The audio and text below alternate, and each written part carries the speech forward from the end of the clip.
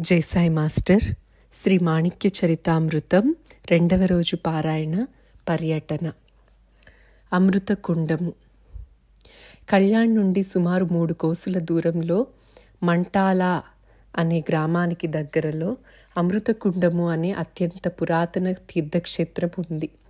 పూర్వం ఆర్య సంస్కృతి యొక్క వైభవ కాలంలో ఎంతోమంది తపోనిధులు తపస్సు చేసి ఈ తీర్థం యొక్క మహత్యాన్ని పెంచారు. ఈ కాలంలో కూడా ఈ తీర్థం యొక్క రమణీయత కించిత్తు కూడా తగ్గలేదు. ఈ కుండము 4 దిక్కుల రాళ్లతో నిర్మించబడింది. ఏ కాలంలో అయినా ఒక నీటిధార కుండంలో నుండి బయటకు వస్తూ ఉంటుంది. ఈ నీళ్లతో పొలాలు కూడా బాగా పండుతాయి. పచ్చని చెట్లతో, విస్తారమైన జలసంపదతో ప్రశాంతమైన ఆకర్షణీయ సౌందర్యం కనిపిస్తుంది. దీనికి ఉత్తర దిశలో శంకరుని దేవాలయం ఉంది. దేవాలయ దక్షిణ భాగంలో ప్రాచీన శిల్పకళలకు సాక్ష్యమైన శంకర మరియు దేవతా స్వరూపాలైన పెద్ద పెద్ద రాళ్లతో చెక్కినవి శిల్పాలు కనిపిస్తాయి. ఇవన్నీ చూడగానే మనసు ఉద్విగ్నతకు లోనవుతుంది.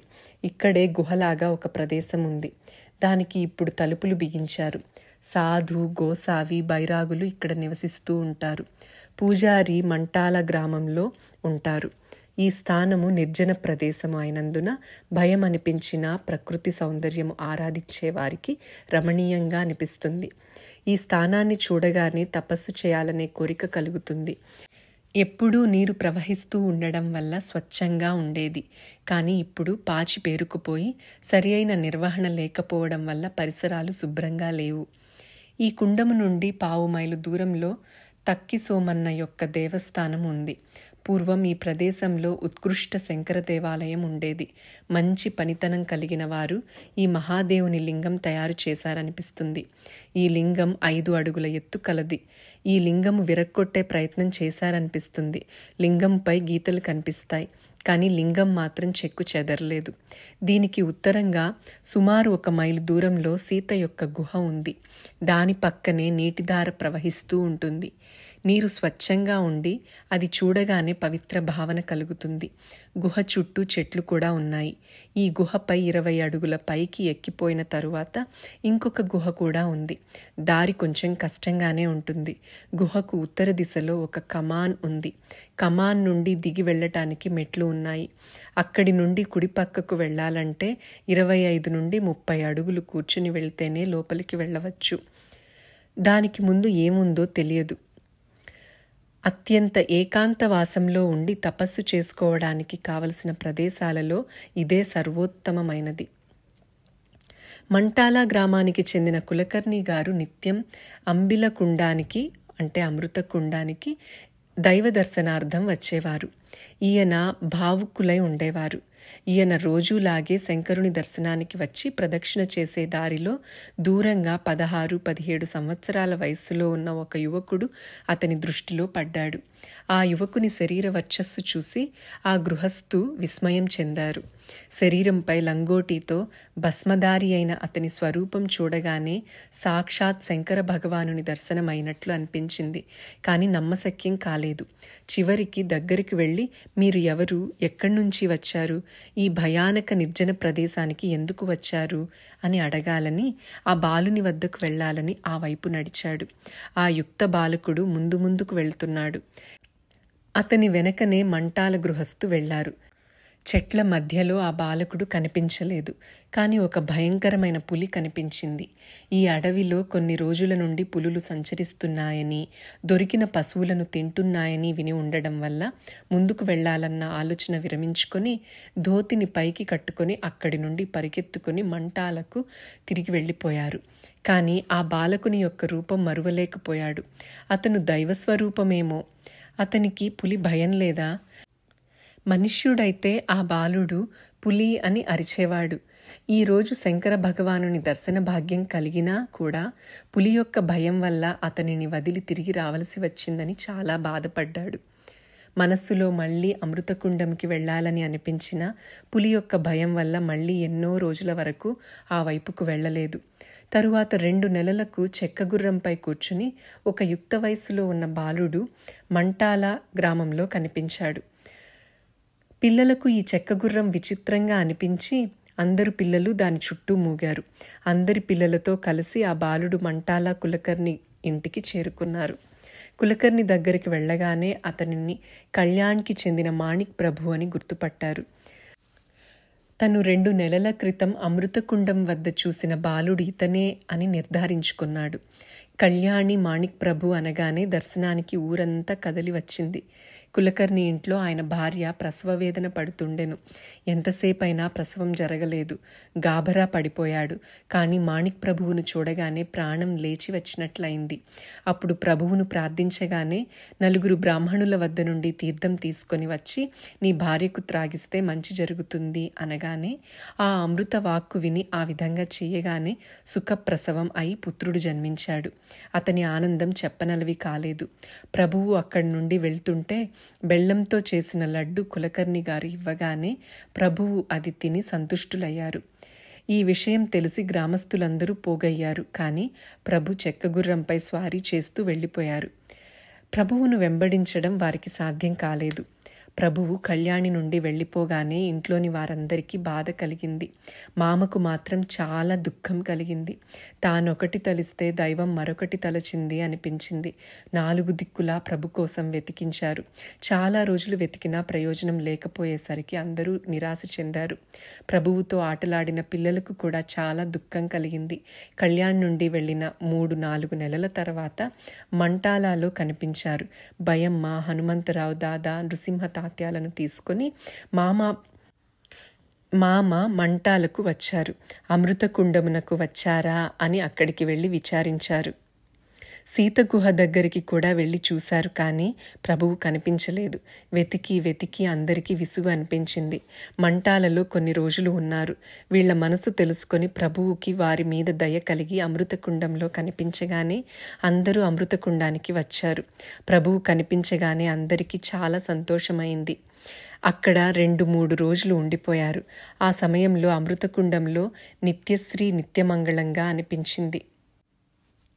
ప్రభు దర్శనం కోసం వేల మంది రోజు వస్తుండేవారు. భోజన సమారంభం కూడా జరుగుతుండేది. పేడ, ఖర్జూర పండ్లు, కొబ్బరికాయలు, కలకండ మొదలైనవి దొరికే దుకాణాలు ఆ నిర్జన ప్రదేశంలో వెలిశాయి. పూజ, అర్చన, నైవేద్యం, బ్రాహ్మణ భోజనం ఇవన్నీ చూసి మామ ఆశ్చర్యపోయారు. ప్రభువు యొక్క సామర్థ్యం ఇప్పుడు అందరికీ అర్థమైంది. ప్రభు అందరినీ సముదాయించి తిరిగి కళ్యాణ్కి పంపించారు. హనుమంతరావు మొదటి నుండి మౌనిగా ఉండేవారు.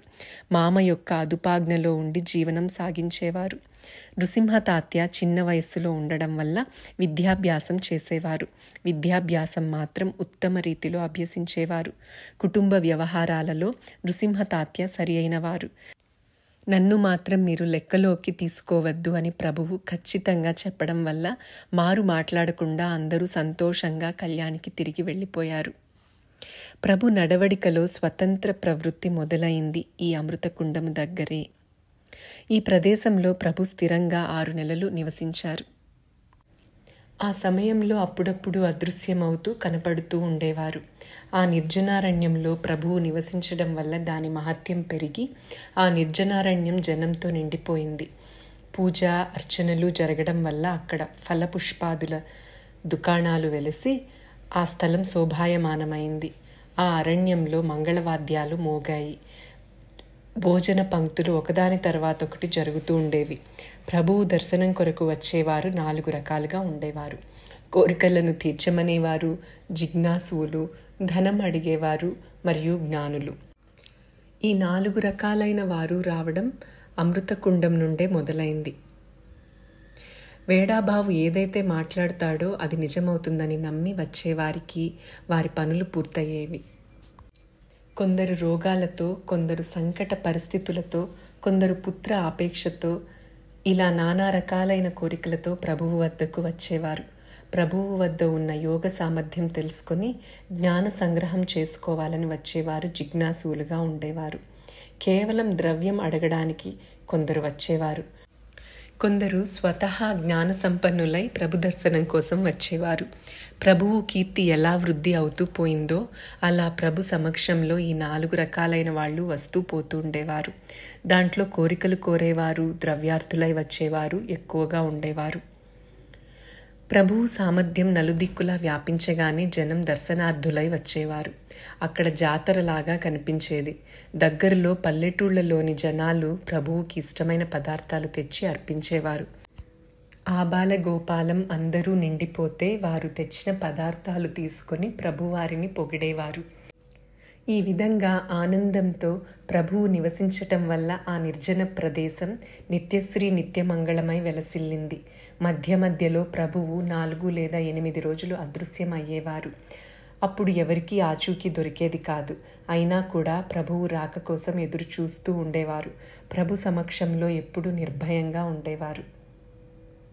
మొదట ప్రభువు కళ్యాణ్ నుండి బయటపడిన తర్వాత విఠ్ఠలరావు తండ్రి, ఇంకొకరు ఆయన వయసు వారే గృహస్థులు ప్రభువు వెంట వెళ్ళారు. వాళ్ళు ప్రభువుతో ఆడుకునేవారు. కళ్యాణ్ నుండి 3 కోసుల దూరంలో మంటాల దగ్గరి అరణ్యానికి నాతో పాటు రండి అని వారిని తీసుకువెళ్లారు. వాళ్ళు ఆ అరణ్యంలో భయపడుతున్నట్లు ప్రభువుకి అనిపించి, భయపడకండి, నా వెంట రండి, మీ భాగ్యోదయం అవుతుంది అంటే అది విని ఆ ఇద్దరూ అరణ్యంలోని ఒక గుహలోకి ప్రభువుతో పాటు వెళ్లారు. కొద్ది దూరం వెళ్ళిన తర్వాత ఒక రాతి బండ కనిపించింది. దాన్ని ముగ్గురు తొలగించి ముందుకు వెళ్లారు. అక్కడి ప్రదేశం స్వచ్ఛంగా నిర్మలంగా కనిపించింది. ఇంకొంచెం ముందుకు వెళ్ళగానే నల్లని పెద్ద రాతి బండ కనిపించింది. అది తొలగించడానికి ఆ ఇద్దరు ప్రయత్నించారు, కానీ ఫలితం కనిపించలేదు. చివరికి ప్రభువు నవ్వుతూ, ఇప్పుడు ఆ ప్రయత్నం ఆపి నా ధోతి అంచుని పట్టుకొని నిలబడండి, భయపడకండి అంటూ ప్రభువు గట్టిగా ఆ రాతి బండను త్రోయగానే ఆ బండ పడిపోయి ఒక భయంకరమైన గర్జన వినిపించింది. అది ఒక భయంకరమైన పులి గర్జనగా అనిపించి ఆ ఇద్దరూ గాబరా పడిపోయి పట్టుకున్న ధోతి అంచును విడిచి వెనకకు చూడకుండా పరుగెత్తి వెళ్ళిపోయారు. కొద్ది దూరం వెళ్ళగానే పెద్ద శబ్దంతో పాటు పులి గర్జన వినిపించింది. వాళ్ళు ప్రభువుపై పులి దాడి చేసి చంపి ఉంటుందని అనుమానించారు. భయంతో పరుగెత్తి కళ్యాణికి చేరుకున్నారు. ఈ విషయం ఎవరి ముందు చెప్పడానికి ధైర్యం కాలేదు. కొద్ది రోజుల తరువాత అమృతకుండం వెళ్ళటానికి కళ్యాణ్లోని కొంతమంది వెళ్తుండగా వారితో పాటు రొట్టెలు కట్టుకొని ఈ ఇద్దరూ కూడా బయలుదేరారు. కొండ ఎక్కి అమృతకుండం వద్దకు వెళ్ళగా ఆ రోజు జరిగిన సంఘటన ఇతరులకు చెప్తుండగా ప్రభువే ముందు కనిపించారు. పులి ఉన్న గుహ నుండి ప్రభువు సజీవంగా బయటికి రావటం, 2 నెలలు అన్నం లేకపోయినా ప్రభువు పూర్వం కంటే తేజోమయంగా కనిపించటం వారికి ఆశ్చర్యం కలిగించింది. ఏం జరిగింది అని వారు ప్రభువునే ప్రశ్నించారు. మీరు భయపడకుండా నా వెంట వచ్చి ఉంటే దాని మర్మం మీకు తెలిసేది. అక్కడికి వచ్చిన వారి స్నానాధికాలు అయిన తర్వాత తీసుకువచ్చిన రొట్టెలు తినటానికి సిద్ధమయ్యారు. ఇంతలో ఒక బైరాగి వస్తూ కనిపించారు. ఆయన శరీరం కాంతివంతమై ఉంది. ఆయనతో పాటు ఇంకొకరు కూడా ఉండిరి. చేతిలో ఒక పాత్ర, భుజానికి జోళి వేలాడుతూ ఉండెను. ఈ బైరాగిని చూసి ప్రభువు, ఈరోజు మహాప్రసాద యోగం ఉంది, ప్రసాదం తీసుకున్న తరువాత రొట్టెలు తిందాము అని అన్నారు. ఇది ఏమి చమత్కారమో ఆ ఇద్దరికీ అర్థం కాలేదు. బైరాగి తన దగ్గర ఉన్న పాత్రలో కుక్క పాలను పిండుకొని వాటిలో జోళీలోని రొట్టెను కలిపారు. దగ్గరలో ఉన్న ఒక చనిపోయిన పామును కూడా తీసుకొని పాత్రలో వేసి దానిని కూడా వాటితో కలిపారు. ఆ ఇద్దరూ అసహ్యంగా ఆశ్చర్యంతో చూడసాగారు. పూర్తిగా కలిపిన తరువాత బైరాగి ప్రభువుని పిలిచి దాంట్లో నుండి ఒక ముద్ద ప్రభువుకి ఇచ్చారు. అలాగే ఆ ఇద్దరిని పిలిచి వారికి కూడా ముద్దగా చేసి ఇచ్చారు.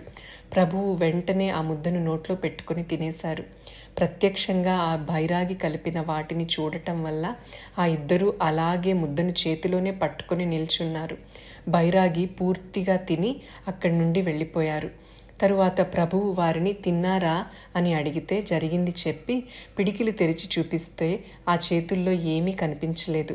బైరాగి ఎక్కడి నుంచి వచ్చాడో, ఎక్కడికి వెళ్ళాడో, చేతుల్లో ఉన్న ముద్ద ఏమైందో వారికి అర్థం కాలేదు. మీరు అదృష్టవంతులు కారు, దానికి మీరేం చేస్తారు? ఆ బైరాగి సాక్షాత్తు దత్తప్రభువులై ఉండిరని ప్రభువు చెప్పారు. పై ఉదంతం విఠ్ఠలరావు పేష్కర్ తన తండ్రి నుండి తెలుసుకున్నారని చెబుతారు. ఈ కథనం అద్భుతమైంది. ఈ లేఖలో ప్రభువు ఒకసారి నోరు ఆ అని తెరిచి నోటిలో దత్తాత్రేయుని రూపము తన తల్లికి చూపించారు అని కూడా వ్రాశారు. ప్రభువు అమృతకుండంలో 6 నెలలు ఉండిరి. ఆ సమయంలో ప్రభు దర్శనార్థం అనేక మంది వచ్చేవారు. ఒకసారి లింగాయతుల సముదాయం ప్రభు దర్శనార్థమై వచ్చి స్వయం పాకం చేసుకొనిరి. భోజనాలకు సిద్ధమయ్యేసరికి వండిన పదార్థములు ఆ వచ్చిన జనానికి సరిపోవని అనిపించింది. అప్పుడు భక్తులందరూ వెళ్ళి ప్రభువుకు ఈ సంగతి వివరించగానే ప్రభువు, ఏమీ చింతించకండి, అందరికీ భోజనం చేయటానికి విస్తరాకులు వేయండి అంటూ కూర్చున్నవారు వెంటనే లేచి వండిన పదార్థాల వద్దకు వెళ్ళి తన అమృత దృష్టిని ప్రసరించారు. ప్రభువు నామస్మరణ చేస్తూ ఒకేసారి అందరికీ వడ్డించారు. అందరికీ తృప్తిగా ప్రసాదం లభించి సంతృప్తులయ్యారు. అందరి భోజనాలు అయ్యాక కూడా మిగిలిన అన్నం వెళ్ళేవారు తీసుకుని వెళ్లారు. ఈ విధంగా ప్రభువు తన భక్తుల చింత దూరం చేసి ఆనందింపజేశారు. అమృతకుండంలో ఒకసారి రాత్రివేళలో దీపం వెలిగించే నూనె అయిపోయింది. అందుకని ఆ ప్రదేశమంతా అంధకారమైంది. ప్రభువు కోసం ఉన్నవాళ్లంతా పాములు, వన్యప్రాణులు, దొంగల భయంతో భయపడిపోయారు. వీరి మనోగతం ప్రభువుకు తెలిసి వారిపై కరుణ కలిగింది. అంతలోనే కొందరు నెయ్యి పాత్రలు తీసుకుని అక్కడికి వచ్చారు. ప్రభువు నూనె స్థానంలో నెయ్యి వేసి దీపాలు వెలిగించండి అని ఆజ్ఞాపించారు. ఆ విధంగా గుడిలో 4 దిక్కుల నెయ్యి దీపాలు వెలిగించబడ్డాయి. అలా ప్రభువు తన భక్తుల భయాన్ని పోగొట్టి సంతోషపరిచారు. ఈ విధంగా అనేక కథలు వినదగ్గవే, కానీ వాటన్నింటినీ వివరించడం సాధ్యం కాదు.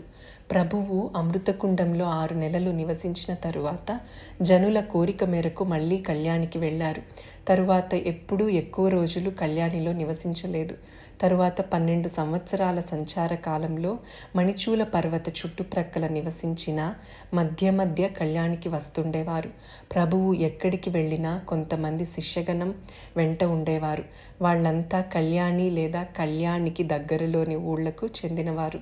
వాళ్లలో చిమ్నాజీ అనేవారు ప్రభువుతో ఎప్పుడూ ఉండేవారు. సటక అంటే యోగదండం మరియు జోళీతో మొదటి దీక్ష తీసుకున్నది ఈ బ్రహ్మచారియే. తన వెంట ఉన్న శిష్య బృందం సౌకర్యవంతంగా ఉండాలని, వారికి పారమార్థికత లభించాలని ప్రభువు ఆశించేవారు. శిష్యులు ఆచరించే నియమాలు యోగ్యమైన రీతిలో ఆచరిస్తున్నారో లేదో అని ప్రభు సూక్ష్మంగా గమనించేవారు. ఎవరైనా తప్పు చేస్తే దాన్ని తెలియజేసి మరొకసారి అది జరగకుండా విలక్షణమైన రీతిలో తెలియజేసేవారు. శిష్యులకు మానసికంగా, శారీరకంగా ఏ కష్టం కలగకుండా చూసేవారు. ప్రభువు సమక్షంలో ఎవరికీ ఎటువంటి భయం ఉండేది కాదు. ఏ కష్టం జరిగినా దానికి పరిహారం ప్రభువు నుండి అప్పటికప్పుడే లభించేది. ఒకసారి ఒక శిష్యునికి భయంకరమైన కడుపు నొప్పి వచ్చింది. ఎన్ని చికిత్సలు చేసినా తగ్గలేదు. ప్రభువుకి ఈ విషయం తెలియగానే శిష్యుని దగ్గరికి వెళ్ళి కడుపుపై చేతిని తిప్పుతూ ఆ శిష్యుని దగ్గర కూర్చున్నారు. ప్రభువు చేతి స్పర్శ తగలగానే బాధ తగ్గి మనసు శాంతించింది. అలా చాలామంది జనులకు శారీరక బాధలు తగ్గేవి. కొందరికి పిశాచ బాధలు, దారిద్ర్యం పోయేది. కొందరికి పుత్రప్రాప్తి కలిగేది. ఈ విధంగా 1, 2 అనేక దృష్టాంతాలు రోజు జరిగేవి. ప్రభు మహత్యం అన్ని దిక్కులకు విస్తరించి ప్రభు దర్శనార్థం వచ్చే జన సముదాయం రోజు రోజుకు పెరిగింది. వచ్చిన భక్తులందరికీ అన్నపానీయాల సదుపాయం ప్రభు సమక్షంలో లోటు లేకుండా జరిగేది. దత్తుని యొక్క జోళి ప్రభువు వద్ద కామధేనువుగా ఉండేది. ఇది అందరి అన్నపానీయాల సదుపాయం జరుపుతుండేది. ప్రభువు సాక్షాత్ భక్త కార్య కల్పద్రుములై ఉండేవారు. తాత్య వివాహం. అమృతకుండంలో 6 నెలలు నివసించిన తరువాత ప్రభువు కళ్యాణికి తిరిగి వచ్చారు. ప్రభు భక్తులు వారి మహత్యం చూపమని అడిగితే వాళ్ళ ఇష్ట ప్రకారంగా నడుచుకుని అందరినీ సంతృప్తి చేసేవారు. ప్రభువు యొక్క ఇంటి పరిస్థితి సాధారణంగా ఉండేది.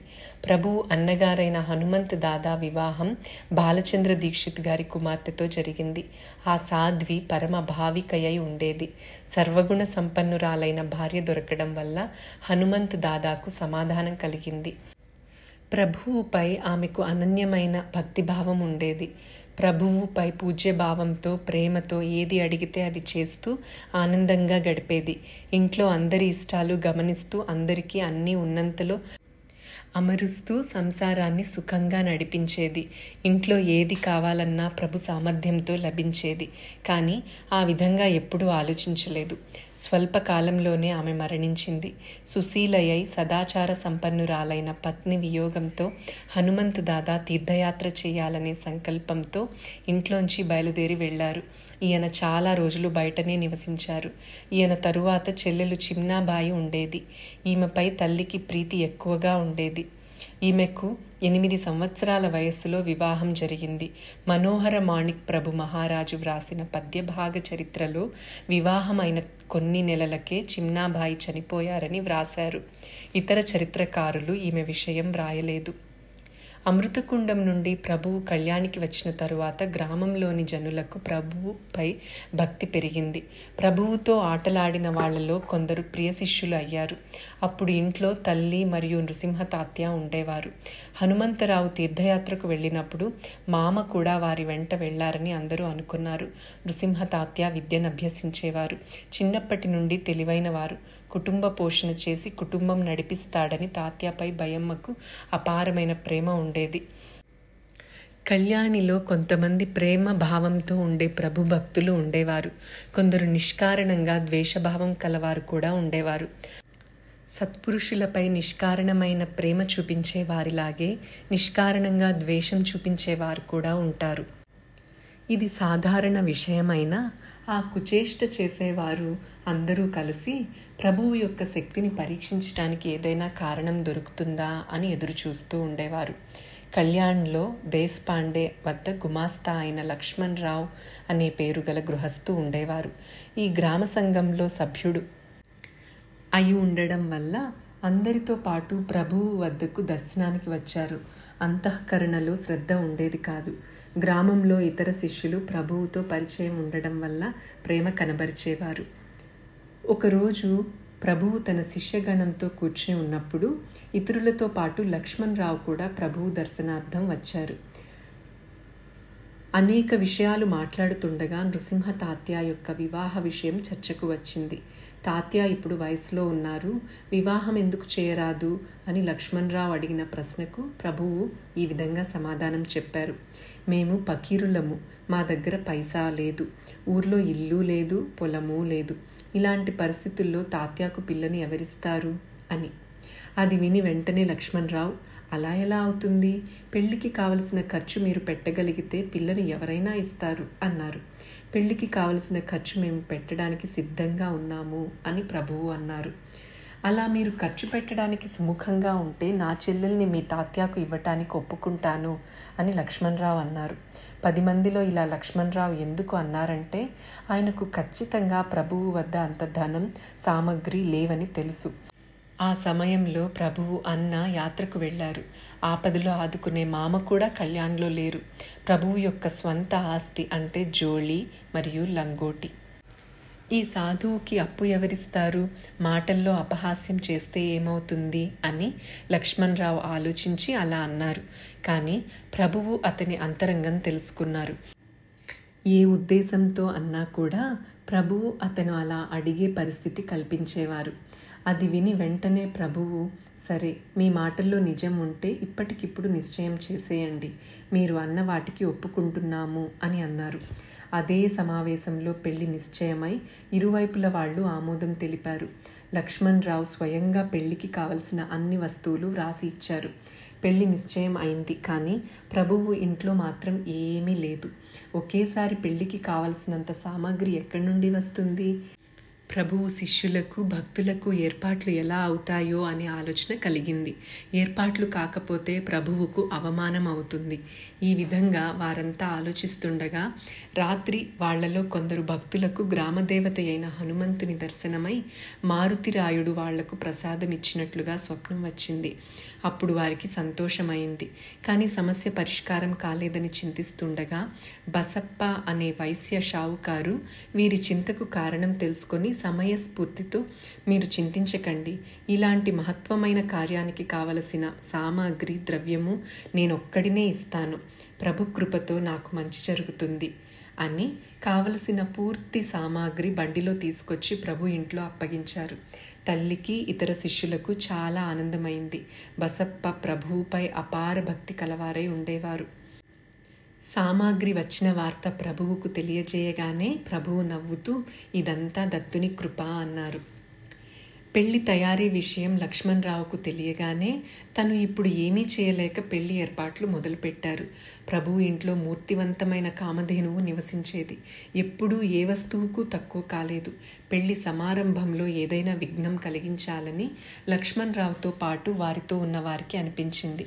పెళ్లి సమయంలో 20 నుండి 40 మంది వరకు వస్తారని చెప్పి 300 నుండి 400 మందిని భోజనానికి తీసుకొని వచ్చారు. ప్రభువు యొక్క శిష్య బృందానికి చింతయ్యి కొంతమందికే చేసిన పదార్థాలు అందరికీ ఎలా సరిపోతాయని ఈ విషయం ప్రభువుకి చెప్పాలని వెళ్ళారు. ప్రభువు అప్పుడు నిద్రలో ఉన్నారు. నిద్రలో నుండి లేచి, చింతించకండి అన్నారు. ప్రభువు ముఖంలో కొంచెం కూడా చింత కనిపించలేదు. మొత్తం గ్రామం భోజనానికి వచ్చినా సరిపోయేటట్లు చేయటానికి దత్తుడు సమర్థుడై ఉన్నాడు. ఇలా అని ప్రభువు వండిన పదార్థాల దగ్గరికి వెళ్ళి తన చేతిలోని యోగదండంతో వాటిపై త్రిప్పి బయటకు వచ్చి విస్తళ్ళు వేయండి అని ఆజ్ఞాపించారు. సద్గురు మాణిక్ ప్రభు మహారాజ్కి జై ఇలా అంటూ వడ్డించడం ప్రారంభించారు. భోజనం అందరికీ సరిపోతుందని తెలియగానే ఉద్దేశపూర్వకంగా వారిని పరీక్షించాలని కొందరు వడలు కావాలని అడగగానే వారి విస్తళ్లలో వడలు వడ్డించారు. ఇంకా ఏమి కావాలని అడిగితే అన్నీ వడ్డించారు.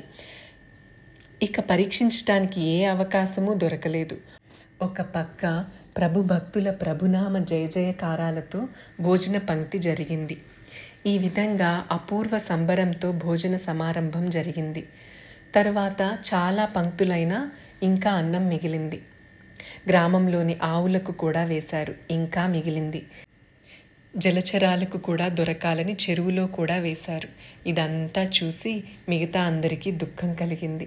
లక్ష్మణరావుకైతే బాధ కలిగింది. ఏదైనా ప్రాయశ్చిత్తం చేసుకోవాలనుకున్నాడు. 2వ రోజు లక్ష్మణరావుకి కడుపు నొప్పి వచ్చింది. నొప్పితో బాధపడుతూ నేను ప్రభు విషయంలో తప్పు చేశాను అని తెలుసుకొని ప్రభువు శరణు కోరాలని ప్రభు దగ్గరికి వచ్చారు. ప్రభు కాళ్ల ముందు పడి క్షమించమని అడిగారు. ప్రభు అతన్ని లేపి అతని దుఃఖాన్ని నివారించి 4 విషయాలు బోధించి సంతోషంతో తిరిగి పంపించారు.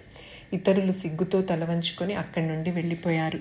ప్రభువునే ఇలా పరీక్షించే దుష్టకృత్యం గ్రామదేవతకు ఇష్టం కాలేదు. గ్రామదేవతకు కోపం వచ్చిన విషయం తెలుసుకొని ప్రభు తన శిష్యులతో అన్నారు, జాగ్రత్త, ఈ గ్రామంలో ఏదైనా అనర్థం జరగబోతుంది అని చెప్పి ప్రభు కొన్ని రోజులు అదృశ్యమయ్యారు. ప్రభువు ఎక్కడికి వెళ్లారో ఎవరికీ తెలియలేదు. గ్రామంలో కొన్ని రోజులకు మంటలు లేవడం, కలరా వ్యాపించడం జరిగాయి. అంతటా హాహాకారాలు నిండాయి. వృద్ధులు, పిల్లలు వ్యాధుల బారిన పడ్డారు. గ్రామంలో కలరా వ్యాపించింది. అందరూ ప్రభునామస్మరణ చేశారు. కానీ ప్రభు ఆచూకీ దొరకలేదు. నృసింహ తాత్య కూడా ఈ మహమ్మారి బారిన పడ్డారు. అప్పుడు తల్లి ప్రభువును ప్రార్థించగానే వెంటనే ప్రత్యక్షమై తాత్యాకు తీర్థం ఇచ్చిన వెంటనే జబ్బు నయమైంది. ఈయన భార్య తల్లిగారింటిలో ఉండేవారు. అక్కడ ఆమె జబ్బు బారిన పడి మరణించింది. అది విని లక్ష్మణరావుకి దుఃఖం కలిగింది. ప్రభువు యొక్క స్మరణ కలుగసాగింది. కానీ ప్రభు దర్శన యోగం కలుగలేదు. తాత్య మహారాజు భార్య బహిణాబాయి మరణం వల్ల భయమ్మకు దుఃఖం కలిగింది. కానీ ప్రభు మాతృశ్రీ యొక్క దుఃఖాన్ని తెలుసుకొని సముదాయించారు. అప్పటి నుండి లక్ష్మణరావు ప్రభువు యొక్క పరమభక్తులయ్యారు.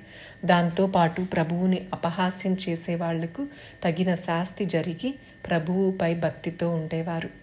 ప్రభువు యొక్క లౌకిక పారమార్థికత రోజురోజుకు ఎక్కువ అయి అన్ని జాతుల ప్రజలు ప్రభు దర్శనార్థమై వచ్చేవారు. హిందూ జనుల వలె ముసల్మాను వ్యక్తులు కూడా ప్రభు వద్దకు వచ్చేవారు. మొదట ఆ మతంలోని అంటే ముస్లిం మతంలోని పెద్ద పెద్ద విద్వాంసులు వచ్చేవారు. వారు ప్రభువును పరీక్షించాలని తమ మతంలోని క్లిష్టమైన ప్రశ్నలు వేస్తూ వాదోపవాదాలు చేసేవారు. ప్రభువు అన్ని ధర్మాల్లోని శ్రేష్టమైన తత్వంపై విడమర్చి చెప్పేవారు.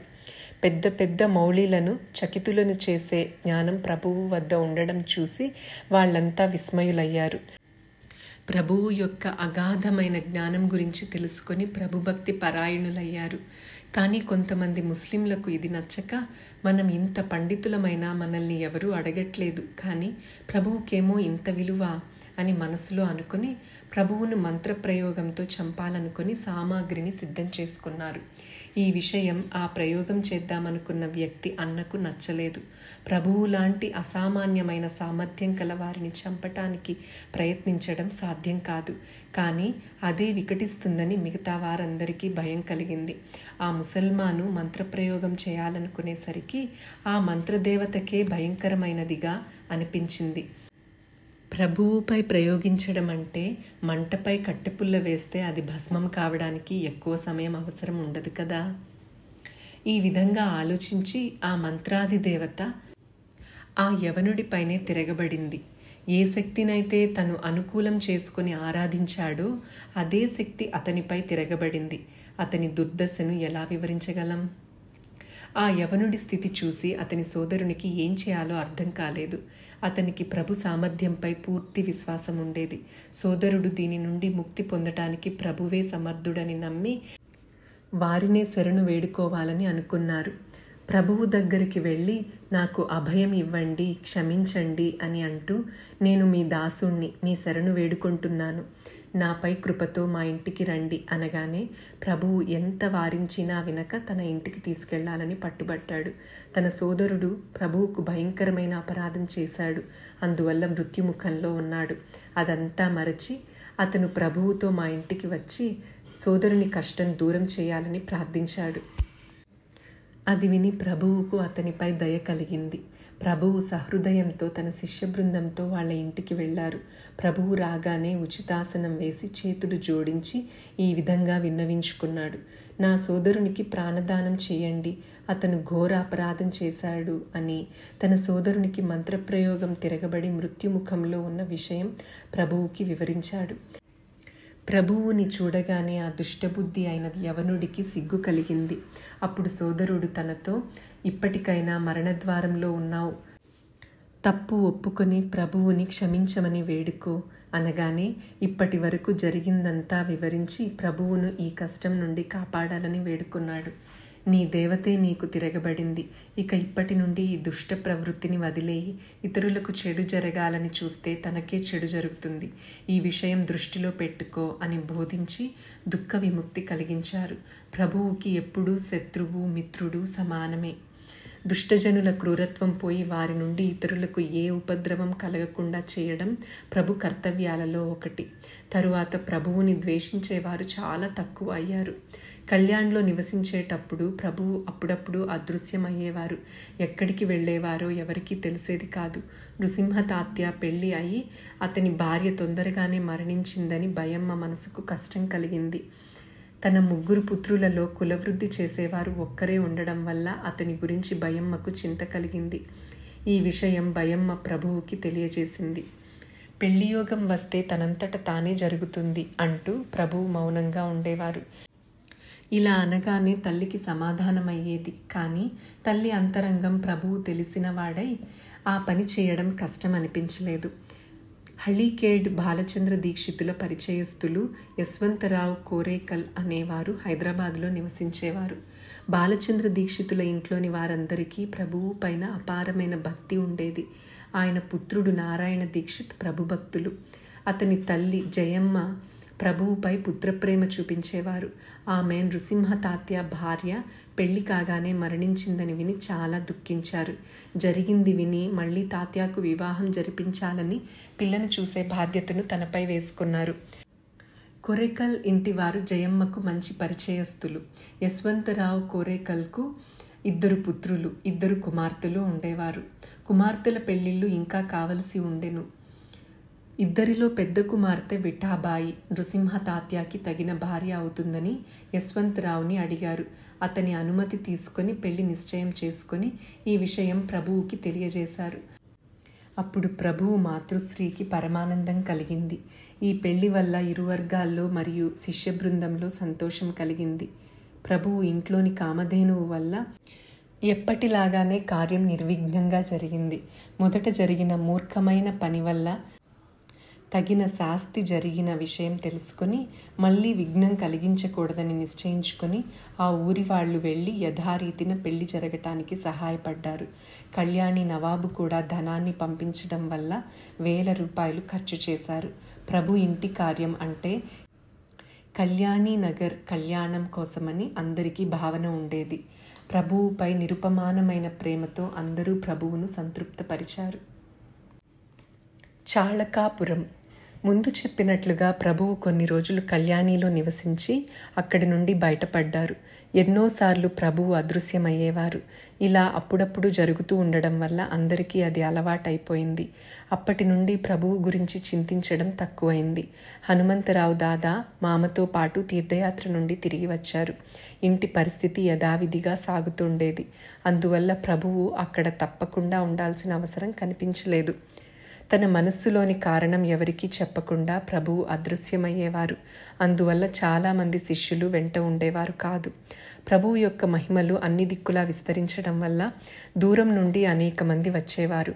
కళ్యాణి ఒక తీర్థక్షేత్రంగా మహత్యం సంపాదించుకుంది. ఎంతోమంది రోగులు, ఇంకా ఎంతోమంది ద్రవ్య సహాయార్థం, ఇంకొందరు పిశాచ బాధ దూరం చేసుకోవడానికి ఇలా 1000 మంది నిత్యం కొత్త కొత్త కారణాలతో ప్రభువు వద్దకు వచ్చేవారు. వారికి ప్రభువు నుండి అంతో ఇంతో ప్రసాదం దొరికేది. ఎంతోమంది యోగులు సేవ చేయడానికి ప్రభువు వద్ద వచ్చి ఉండేవారు. ఎంతోమంది మాధుకరి అడిగి చేసేవారు. చాలామంది ప్రభువుతో పాటు భోజనం చేసేవారు. శ్రీమంతులు ఇంటి నుండి తెచ్చుకొని తినేవారు. ఇలా 1000 మంది ప్రభువుతోనే ఉండేవారు. ప్రతి ఒక్కరూ ఏదో విధంగా ప్రభు సేవ చేసేవారే. స్త్రీలు రాగి చెట్టుకు ప్రదక్షిణ చేసి ప్రభువు వద్ద ప్రసాదం తీసుకునేవారు. ఎంతోమంది స్త్రీలు పిల్లల కోసం చేసిన మొక్కు తీరిందని ప్రభువు వద్దకు వచ్చి నివేదించుకునేవారు. కొందరు బ్రాహ్మణ భోజనం చేయించి ప్రభువుకు నైవేద్యం తెచ్చిచ్చేవారు. ఏమని వర్ణించేది? 1000 మంది జనుల దేహాలలో ఉన్న పిశాచాలకు ప్రభువు వద్ద ముక్తి లభించేది. ఏ ప్రదేశంలో అయితే ప్రభువు జన్మించారో, ఏ ప్రదేశంలో ప్రభువు పెరిగారో, ఏ ఊర్లలో అయితే తమ సమయస్ఫూర్తితో అనేక విధాలైన ఆటలు ఆడారో ఆ ఊర్లో అంటే కళ్యాణ్లో ప్రభు దైవమై ఆబాల గోపాలానికి పూజనీయులయ్యారు. ఇది ప్రభు చరిత్రలో ఒక అద్భుతమైన విశేషం. ప్రభువుతో ఆటలాడిన వారు తరువాత పరమ భక్తులయ్యారు. ఇంట్లోని వారు ఆప్తమిత్రులు పరమ పూజ్యంగా కొలిచేవారు. అప్పుడు ప్రభువు వయస్సు 25 సంవత్సరాల లోపే ఉండేది. ఇంత తరుణ వయస్సులోనే ప్రభువు యొక్క దివ్య సామర్థ్యం నలుదిక్కులా వ్యాపించి జనం రావడం క్రమంగా పెరిగింది. కళ్యాణిలో జనం పెరిగి అక్కడ ఎప్పుడూ నిత్యశ్రీ నిత్యమంగళంగా జనం సంతోషంతో ఉండేవారు. ఇలాంటి సమయంలో ప్రభువు హఠాత్తుగా అదృశ్యమయ్యారు. ప్రభువు ఎక్కడికి వెళ్ళారో, ఎందుకు వెళ్ళారో ఎవరికీ అర్థం కాలేదు. ఏమీ చేయలేక ఎప్పుడు దర్శనమిస్తారో అని ఎదురు చూస్తూ ఉండేవారు. ఇక్కడ చాళకాపురంలో ప్రభువు ప్రత్యక్షమయ్యారు. కళ్యాణ్ నుండి 6-7 క్రోసుల దూరంలో చాళకాపూర్ అనే గ్రామం ఉంది. అక్కడ మారుతి జాజ్వలమైన దైవమని సర్వప్రసిద్ధమైనది. అక్కడ మారుతి ఉగ్రస్వరూపంలో ఉన్నారు. గుడి ఊరి బయట అరణ్యంలో ఉండడం వల్ల అక్కడ ఎవరూ నివసించేవారు కాదు.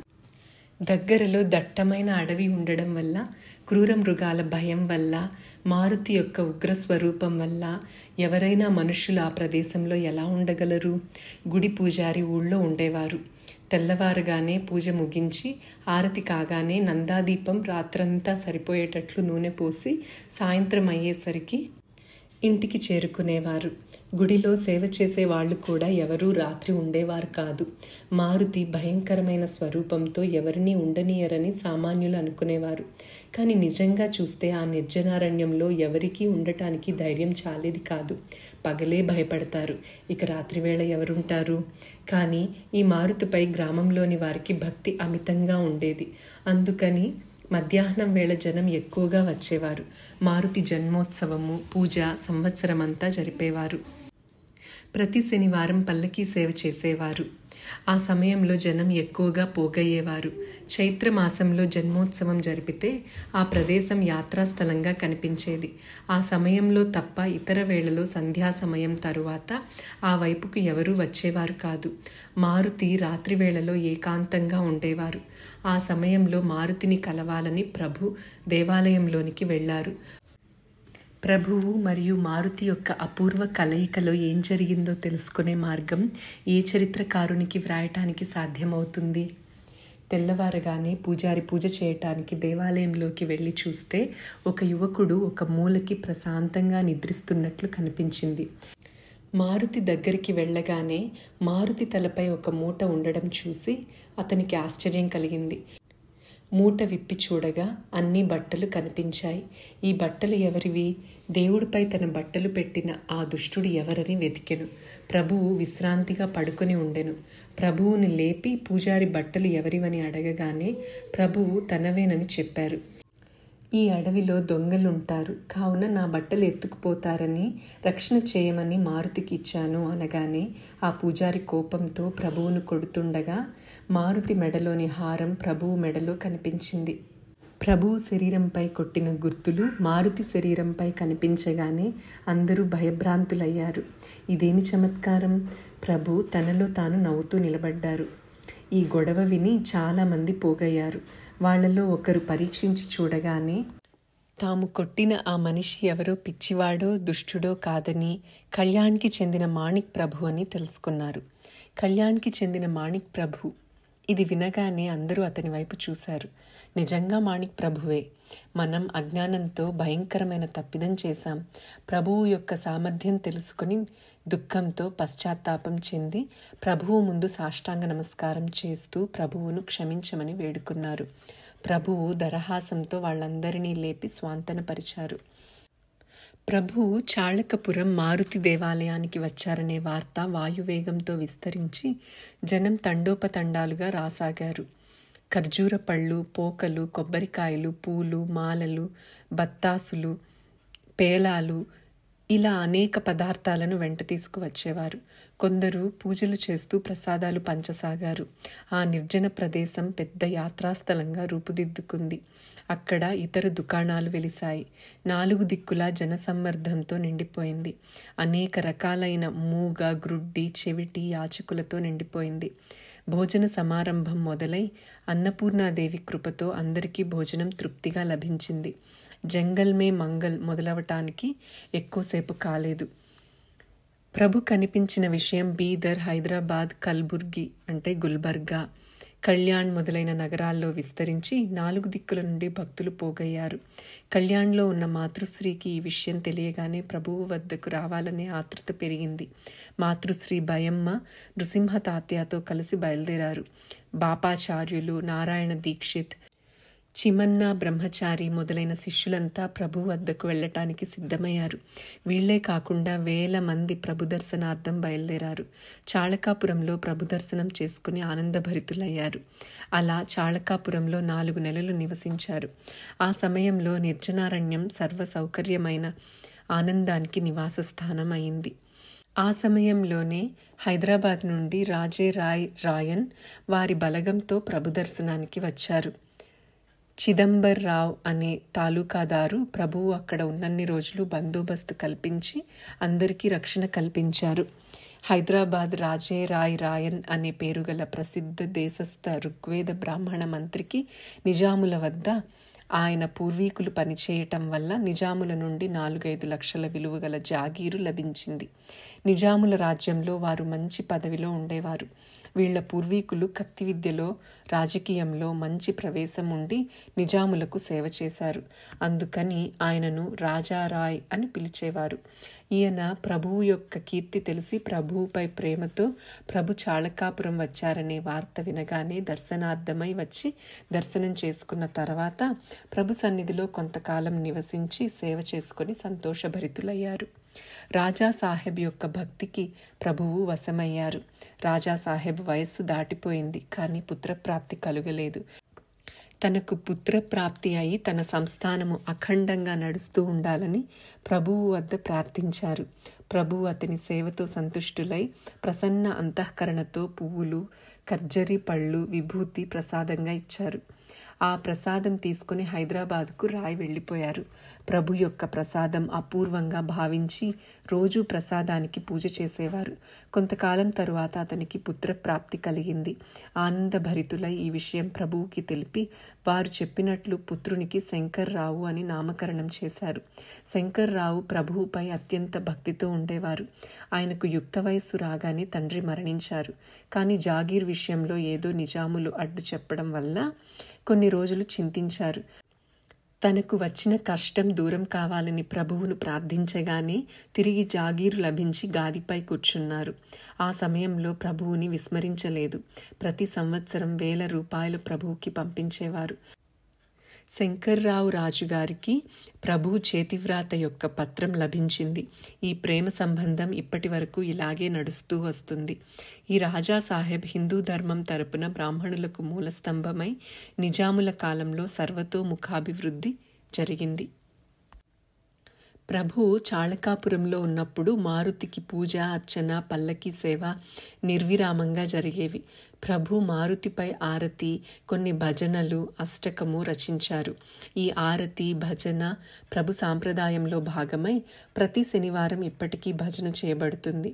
ఈ విధంగా ప్రభువు చాళకాపురంలో 4 నెలలు ఆనందంగా నివసించిన తరువాత మార్గశిర మాసం దగ్గరికి వస్తుండగా ప్రభువు యొక్క స్వారీ మైలార్కి వెళ్ళటానికి సిద్ధమైంది. ప్రభువు యొక్క వియోగం అవుతుందని తెలియగానే చాళకాపూర్ గ్రామం శోకతప్తమైంది. ప్రభువు నివసించిన 4 నెలలు ఆనందంగా రమణీయంగా గడవడం వల్ల కాలం ఎలా గడిచిందో ఎవరికీ తెలియలేదు. ప్రభువు యొక్క సహవాసం చిరకాలం ఉండాలని అందరికీ ఆశ ఉండేది. ఇది సాధ్యం కాదని అందరికీ ప్రసాదం ఇచ్చి స్వాంతనపరచి సంతుష్టులను చేశారు. మాతృశ్రీ భయమ్మతో తాత్యారావును తీసుకుని ప్రభు మైలార్కి బయలుదేరారు. మైలార్లో భక్తురాలు వెంకమ్మ. మైలార్ ఇది అతి ప్రాచీన పుణ్యక్షేత్రం. ఇక్కడ ఇతర దేవతలు కూడా ఉన్నా ఖండేరాయ్ అంటే శంకరుడు ప్రముఖ దైవం. ఇక్కడి భక్తులు దానిని దక్షిణ కాశీ అంటారు. మల్హారి పర్వతంలో ఈ క్షేత్రం యొక్క వర్ణన చేయడం జరిగింది. మణిచూల పర్వతంపై ఉన్న ఈ క్షేత్రం ఆ కాలంలో అత్యంత ప్రముఖమైంది. పూజారులు కూర్మజాతి వాళ్ళు ఉండేవారు. ఆ గ్రామంలోని పూజారి బ్రాహ్మణులు ఉండేవారు. పేష్వాయిలు ఈ దేవునికి 2 గ్రామాలు జాగీరుగా ఇచ్చారు. తరువాత మరాఠీ సర్దార్ చంద్రసేన జాధవ్ పుత్రుడు రామచంద్ర జాధవ్ ప్రాబల్యం వల్ల ఈ దేవస్థానం వైభవోపేతమైంది. ఈ ప్రదేశంలో 18 తీర్థకుండాలు సుందరంగా కట్టబడ్డాయి. దేవాలయం కూడా నైపుణ్యంతో కట్టబడింది. క్షేత్రం పురాతనమైనదవడం వల్ల శిథిలావస్థకు చేరుకుంది. ఊరు పాతదై నిర్జన ప్రదేశమైంది. పెద్ద పెద్ద ఇళ్ళు చూస్తే శ్రీమంతులు నివసించారని తెలుస్తుంది. కానీ శిథిలావస్థకు చేరుకోవటానికి కారణం మలేరియాతో జనం అందరూ మరణించి ఆ దశకు చేరుకుందని చెబుతారు. ప్రభువు ఈ ప్రదేశానికి వచ్చినప్పుడు పూర్తి వైభవంతో ఉండేది. బ్రాహ్మణులు, వ్యాపారులు, షావుకారులు సంపన్న స్థితిలో ఉండేవారు.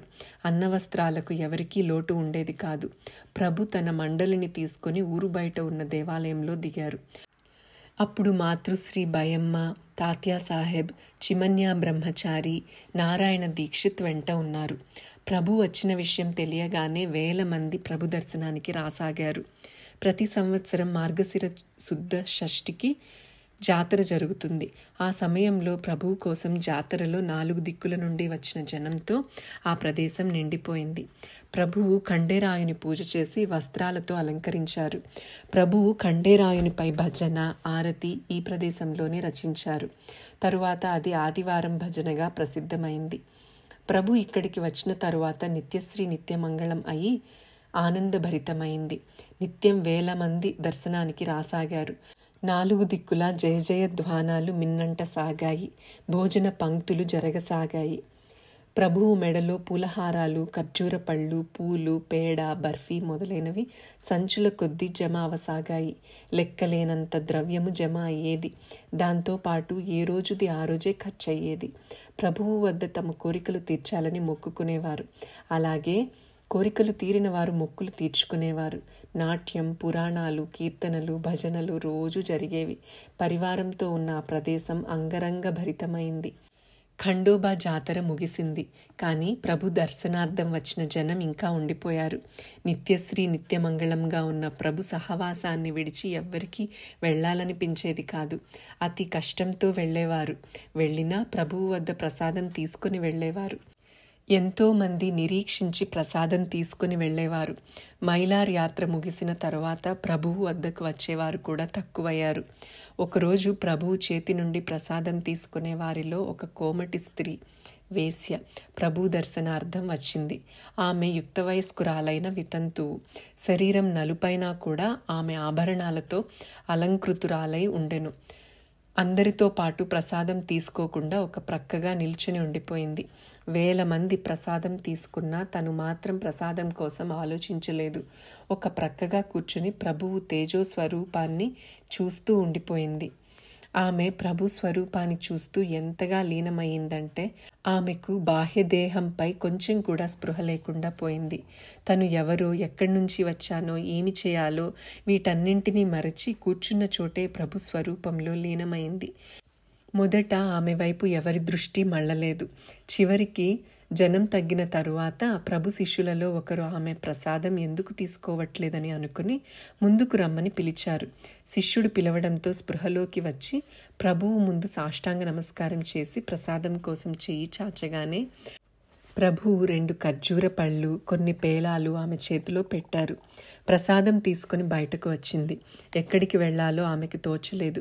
ప్రపంచమంతా శూన్యంగా అనిపించింది. బయటకు వచ్చిన తరువాత కాళ్ళు ఎక్కడికి తీసుకువెళ్తే అక్కడికి వెళ్ళింది. కానీ ఆమె అంతఃకరణ ప్రభువుతో ఏకమవడం వల్ల ప్రభువు మూర్తి అన్ని వైపులా కనిపించసాగింది.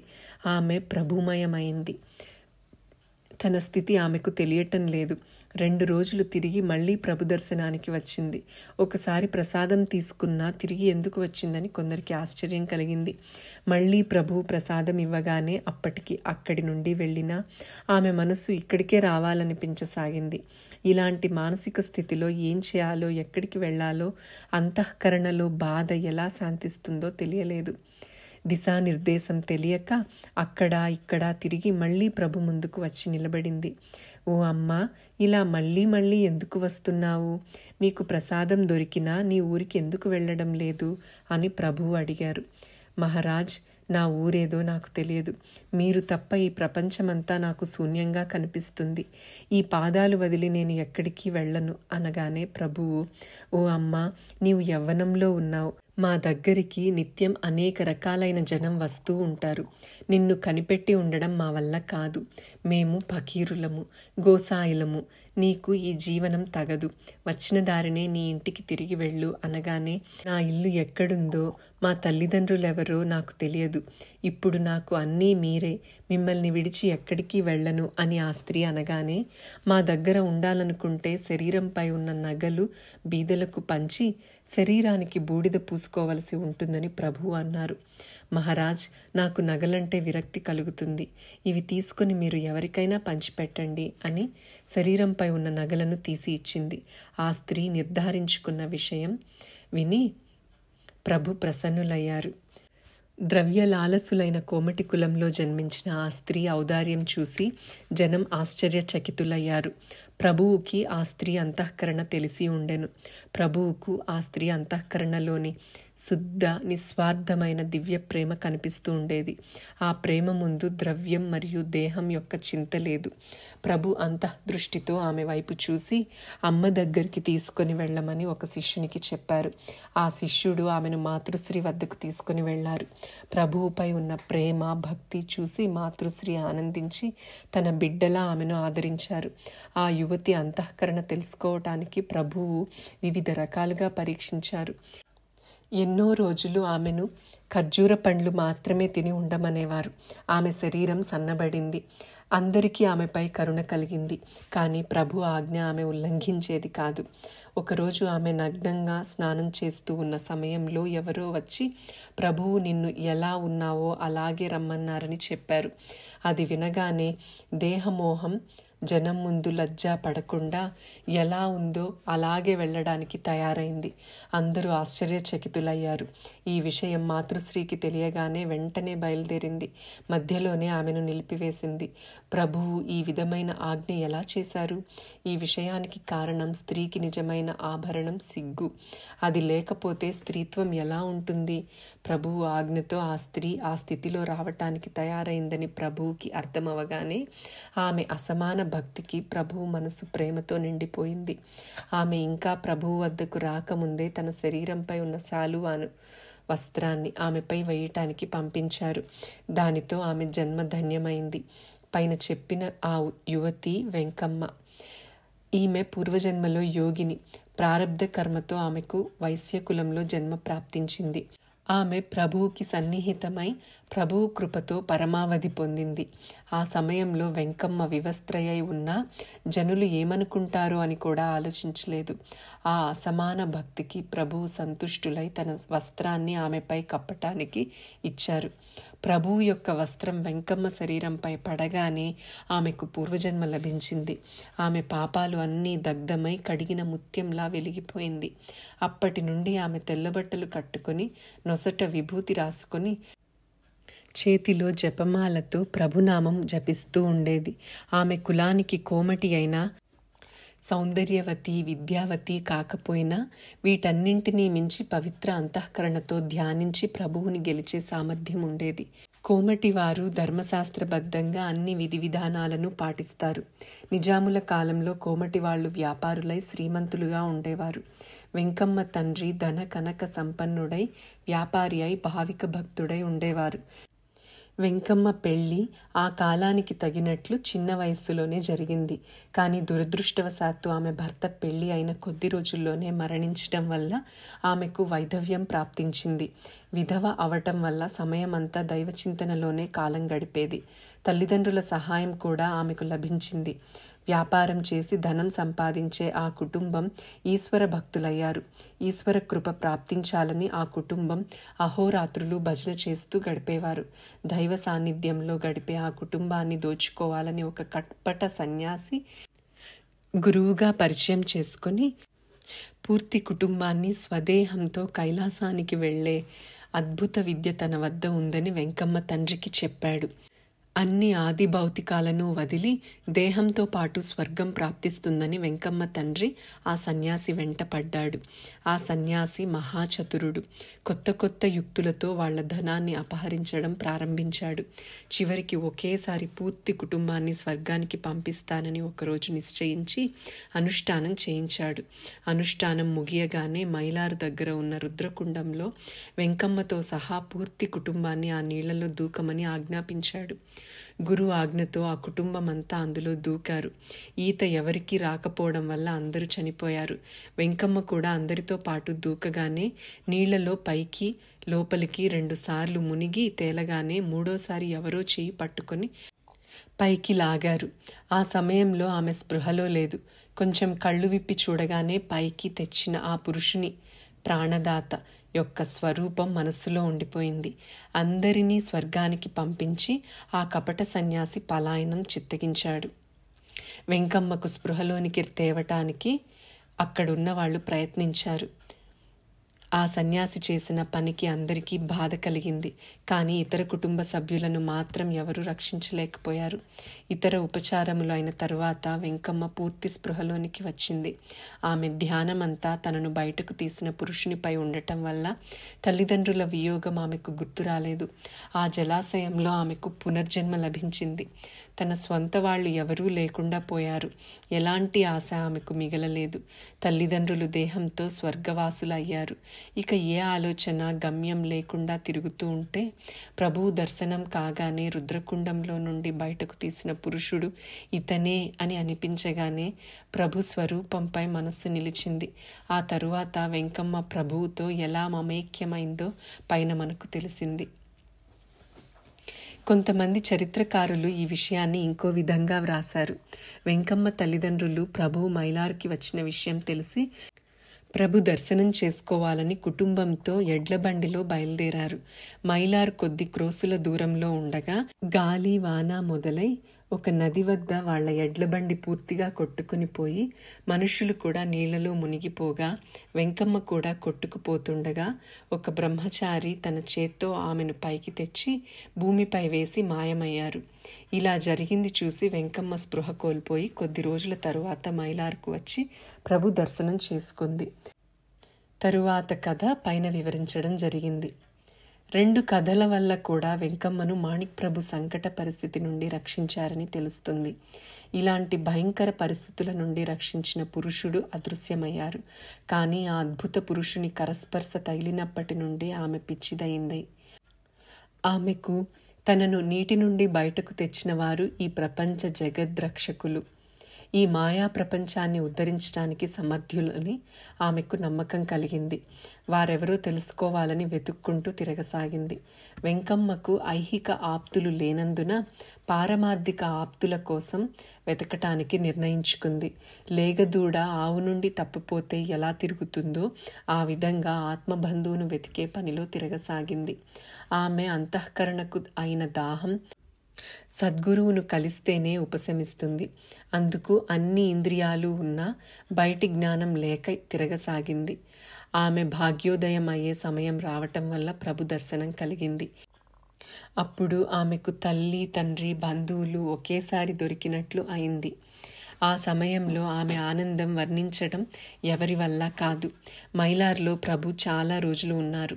ఇక్కడ ప్రభు గాది స్థాపన జరిగినప్పుడు పెద్ద ఉత్సవం జరిగింది. దేవాలయం దగ్గర ఆవరణలో ఒక చెట్టు క్రింద కూర్చున్నప్పుడు చేతిలో పట్టుకున్న ఒక కట్టెతో భూమిలో కెలకగానే నీళ్లు పడ్డాయి. అదే గంగ అని శిష్యులంతా అక్కడ తవ్వి కుండం చేశారు. దానికి మాణిక్ కుండం అని పేరు పెట్టారు. ఆ కుండానికి ఇప్పటికీ చాలా మహత్యం ఉంది. దుబుల్ గుండీకి చెందిన కులకర్ణి రామాజీ పంత్ అనేవారు ఉండేవారు. వారికి ప్రభు దర్శనం మైలార్లోనే జరిగింది. రామన్న పంత్ బ్రహ్మచారి అయి ప్రభు దర్శనం తరువాత ప్రభువుపై భక్తి పెరిగింది. అది చివరి వరకు అలానే ఉంది. తన దగ్గర ఉండాలని ప్రభువు కోరినా కొన్ని పరిస్థితుల వల్ల ఉండలేకపోయారు.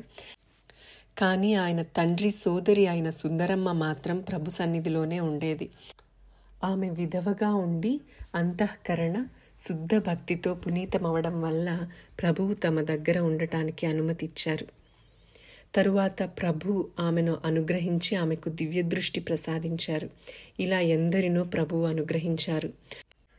ప్రభువు నివాసం వల్ల మైలార్ క్షేత్ర మహత్యంలో ముఖ్య భాగమైనందున సకల గ్రామ ప్రజలు హర్షోల్లాసులయ్యారు. ప్రభు యొక్క సహవాసం చిరకాలం ఉండాలని వారు ఆపేక్షించేవారు. ఇది సాధ్యం కాదు. కారణం మణిచూల పర్వతంపై ఉన్న తీర్థాలు, క్షేత్రాలు, గుహలు, తపస్సుకు అనువైన స్థానాలు, అరణ్యాలు తిరగటం ప్రభు సంకల్పంగా ఉండేది. ఆర్య రాష్ట్రంలోని ప్రముఖ తీర్థాలు, క్షేత్రాలు యాత్ర చేయడం మనో ఇచ్చగా ఉండేది. అలా తిరిగిన ఒకే ప్రదేశంలో ఎక్కువ రోజులు గడపడం జరిగేది కాదు. భవిష్యత్ దృష్టితో మైలార్ నుండి బయలుదేరాలని ప్రభు సంకల్పించారు. మాతృశ్రీ భయాదేవి మరియు నృసింహ తాత్యాలను కళ్యాణ్కి పంపించి కొంతమంది ప్రముఖ శిష్యులను వెంట తీసుకొని మిగతా వాళ్లను వాళ్ల స్వస్థలాలకు వెళ్లాలని ఆజ్ఞాపించారు. ఎలాంటి ఘోర అరణ్యంలో నివసించాల్సి వచ్చినా, ఎలాంటి ఆపద వచ్చినా ప్రభు చరణాలు విడవరాదని నిశ్చయించుకున్న వెంకమ్మను వెంట తీసుకుని వెళ్లాలని నిశ్చయించుకున్నారు. మైలార్ విడిచి వెళ్తున్న ప్రభువును చూసి మైలార్ గ్రామస్తులు ఖిన్నులయ్యారు. కానీ ప్రభు తన ప్రేమపూర్వక మాటలతో అందరికీ ప్రసాదమిచ్చి సమాధానపరిచారు. భాల్కీలో ప్రభువు. మైలార్ నుండి ప్రభువు బయలుదేరి భాల్కీకి వచ్చారు. అనుకోకుండా భాల్కీకి ఎందుకు వచ్చారో ఎవరికీ తెలియలేదు. భాల్కీ పూర్వం మరాఠా సేనాపతి చంద్రసేన జాదవ్ యొక్క జాగీర్లో ఉండేది. చంద్రసేన జాదవ్కు ఖర్చు కోసం 7 లక్షల జాగీర్ నిజాముల నుండి లభించింది. ఈ ప్రదేశంలో ఇప్పుడు ఖిల్లా, రాజవాడ జీర్ణదశలో కనిపిస్తుంది. ఈ ఊరి యొక్క ఇతిహాసం ప్రాచీనమైంది. పూర్వం దీనికి భద్రపురి లేదా భద్రావతి అనే పేరు ఉండేది. ఇక్కడ భద్రేశ్వర్ అనే పేరు గల శంకర దేవాలయం ఉంది. దాన్నే ఇప్పుడు భాల్కేశ్వర్ అంటారు. ఈ దేవాలయం ప్రాచీనమైంది. ప్రభు ఈ శంకర దేవాలయంలోనే దిగారు. అరుణప్ప అనే పేరుగల ఒక బ్రాహ్మణుడు ఈ శంకరుని పూజారిగా ఉండేవారు. ఆయన చాలా రోజుల నుండి కడుపు నొప్పితో బాధపడుతుండేవారు. ఎన్ని ఔషధాలు వాడినా మంత్రతంత్రాలతో కూడా ఉపయోగం లేకుండా పోయింది. అందుకని విసిగిపోయి ప్రాణంపై ఆశ వదులుకొని ఉండిరి. ఆ సమయంలో ప్రభువు అక్కడికి వచ్చారు. అప్పుడు ప్రభువుతో, మహారాజా, నాకు ఈ బాధ నుండి విముక్తి కలిగించండి, ఈ కష్టం నేను భరించలేను అని విన్నవించుకోగానే ప్రభువు నవ్వుతూ, అరుణప్ప, నీవు మరణిస్తే ఈ దేవుడికి దిక్కెవరు? దేవుని పూజ అర్చన ఎవరు చేస్తారు అన్నారు. ప్రభువు ఆ బ్రాహ్మణుని పరిస్థితి తెలుసుకొని ఆ బాధ నుండి విముక్తి కలిగించాలనుకున్నారు. ప్రభు యొక్క ఉపచారాలు సామాన్య వైద్యులలాగా ఉండేవి కావు. నువ్వులు, కొబ్బరి, అటుకులు పెరుగులో కలిపి లడ్డూలు చేసి ఒక లడ్డూ తినాలని చెప్పారు. ఈ విలక్షణ ఔషధం చూసి జనం ఆశ్చర్యపోయారు. కానీ ఆ బ్రాహ్మణుడు ప్రభు వాక్యంపై విశ్వాసంతో ఆ లడ్డు ఆరగించాడు. తరువాత ప్రభు తన చేతిలోని దండంతో ఆయన కడుపుపై తిప్పగానే ఎలా ఆ దండం తిరుగుతుందో అలా బాధ తక్కువ కాసాగింది. ప్రభు కృపతోనే తనకు నయం అవుతుందని ఆ బ్రాహ్మణునికి నమ్మకం కుదిరింది. 2-3 రోజులలో చాలా వరకు నయమై ప్రభు అక్కడ ఉన్నంతలో పూర్తిగా నయమైంది. యమద్వారం నుండి బయటకు తెచ్చి ప్రభు జీవదానం చేశారని ఆనందభరితుడై అతడు ప్రభు భక్తుడయ్యాడు. ఆ బ్రాహ్మణుని వినతితో ప్రభు భాల్కీలో గాది స్థాపించారు. ఆ గాది యొక్క పూజ ఆ బ్రాహ్మణుడే నిర్వహించేవారు. కొన్ని రోజులు ప్రభు ఇక్కడ నివసించడం వల్ల చాలామంది ప్రభు భక్తులయ్యారు. భాల్కీకి చెందిన అప్పారావు సాహెబ్ ప్రభు భక్తులయ్యారు. ప్రభు భాల్కీకి వచ్చినప్పుడు జరిగింది ఇంకో విధంగా కూడా చరిత్రకారులు చెబుతారు. ప్రభువు భాల్కీ దగ్గరలోని అరణ్యంలో కొద్ది రోజులు నివసించారు. తనతో పాటు బప్పాచార్య, నారాయణ దీక్షిత్, చిమన్య బ్రహ్మచారి ఇలా 4 శిష్యులు ఉండిరి. మిగతా వారిని కళ్యాణ్లో ఉంచారు. వెంకమ్మకు మంత్రోపదేశం చేసి ఒక రుద్రాక్షను జపం కోసం ఇచ్చి భస్మం ధరించాలని ఆజ్ఞాపించి మాతృశ్రీ వద్ద సేవ కోసం ఉంచారు. భాల్కీ అరణ్యంలో 8 రోజుల వరకు సమాధి స్థితిలో ఉన్నారు. మధ్య మధ్యలో విరామం తీసుకుంటూ నారాయణ దీక్షిత్ మరియు బప్పాచారులతో వేదాంత చర్చ చేసేవారు. బ్రహ్మచారులు 4 ఊళ్ళోకి వెళ్ళి మధుకరి తెచ్చి ప్రభుతో పాటు వాళ్ళు కూడా తీసుకునేవారు. సంవత్సరం పాటు ఇలా జరుగగా అరణ్యంలో ఎవరో సిద్ధపురుషులు ఉన్నారని భాల్కీ దగ్గరలోని గ్రామాల్లో వార్త వ్యాపించగానే కొంతమంది దర్శనానికి రావడం జరిగింది. ఎవరికీ ఈయన కళ్యాణ్కి చెందిన ప్రభు అని తెలియలేదు. ఒకసారి ప్రభు దర్శనం కోసం ఒక యాత్రికుడు తన భార్య 5 సంవత్సరాల కొడుకుతో భాల్కీకి చేరుకున్నాడు. మనస్సులో ప్రభు దర్శనం చేసుకోవాలనే కోరిక దృఢంగా ఉండేది. ధనం లేకపోవడం వల్ల కొడుకును వీపుపై వేసుకొని మెల్లగా నడుచుకుంటూ వస్తున్నారు. భాల్కీకి దగ్గరలో ఒక చెరువు గట్టుపై అలసిపోయి కూర్చున్నారు. ఆ స్త్రీ పురుషులు 2 రోజులుగా భోజనం చేయలేదు. కొడుకుకు పొంగు వచ్చి బాధపడుతున్నా అలాగే వీపుపై మోసుకొని నడుస్తూ వస్తున్నారు. అక్కడికి వచ్చిన తరువాత ఆ పిల్లవాడు చనిపోయాడు. అది చూసి ఆ దంపతులు మూర్ఛపోయారు. ఈ వార్త ఎవరో ప్రభువుకి తెలియజేశారు. ఈ వర్తమానం వినగానే వెంటనే ప్రభువు చెరువు వద్దకు చేరుకున్నారు. అప్పుడు ప్రభువుతో పాటు ఇతర మండలి కూడా ఉండెను. ప్రభువు క్రింద కూర్చుని ఆ పిల్లవాడిని తొడపైకి తీసుకొని అతని శరీరంపై తన అమృత హస్తాన్ని తిప్పారు. ప్రభు కరస్పర్శ తగలగానే ఆ పిల్లవాడు కళ్ళు తెరిచాడు. అది చూసి ఆ దంపతులు పరమానంద భరితులయ్యారు. అప్పుడు ప్రభువు, మీరు ఎవరి దగ్గరికి వెళ్తున్నారని ఆ దంపతులను అడిగారు. అప్పుడు వారు, మేము మాణిక్ ప్రభు దర్శనానికి కళ్యాణ్కి వెళ్తున్నాము. దేవుడు మాకు విపత్తు కలిగించాడు. ప్రభు మాపై కృప చేస్తారని ఆశతో వెళ్తుంటే తోవలో మీరు కలిశారు. కానీ ప్రభువుకి మాపై కరుణ కలిగి మీ కృపా దర్శనంతో తిరిగి మా పుత్రునికి జీవదానం దొరికింది. వాళ్ళు ఇలా అనగానే ప్రభు ప్రేమాశ్రువులతో ఇలా అన్నారు, మీకు కళ్యాణ్కి వెళ్లకుండానే ఇక్కడే ప్రభు దర్శనం అయితే ఎలా ఉంటుంది? ఇది విని బ్రాహ్మణుడు, మాకు అంతటి భాగ్యం ఎక్కడుంది? మాకు 3 రోజుల నుండి భోజనం లేదు. అయినా ప్రభువుకి మాపై కరుణ కలుగలేదు. ఇలా ఎందుకు అంటారు? ప్రభువు మీ దర్శనం కోసం కళ్యాణ్ విడిచి మీకోసం ఇలా వస్తే మీరు ప్రభువుకే పేరు పెడతారా అన్నారు. దర్శనం కోసం ఆతురత పడ్డారని 3 రోజుల నుండి ఉపవాసం ఉండడం వల్ల ముందు ఆ బ్రాహ్మణునికి భోజనం చేయించి తరువాత దర్శనం ఇవ్వాలని వాళ్లను తన నివాసానికి తీసుకుని వెళ్లారు.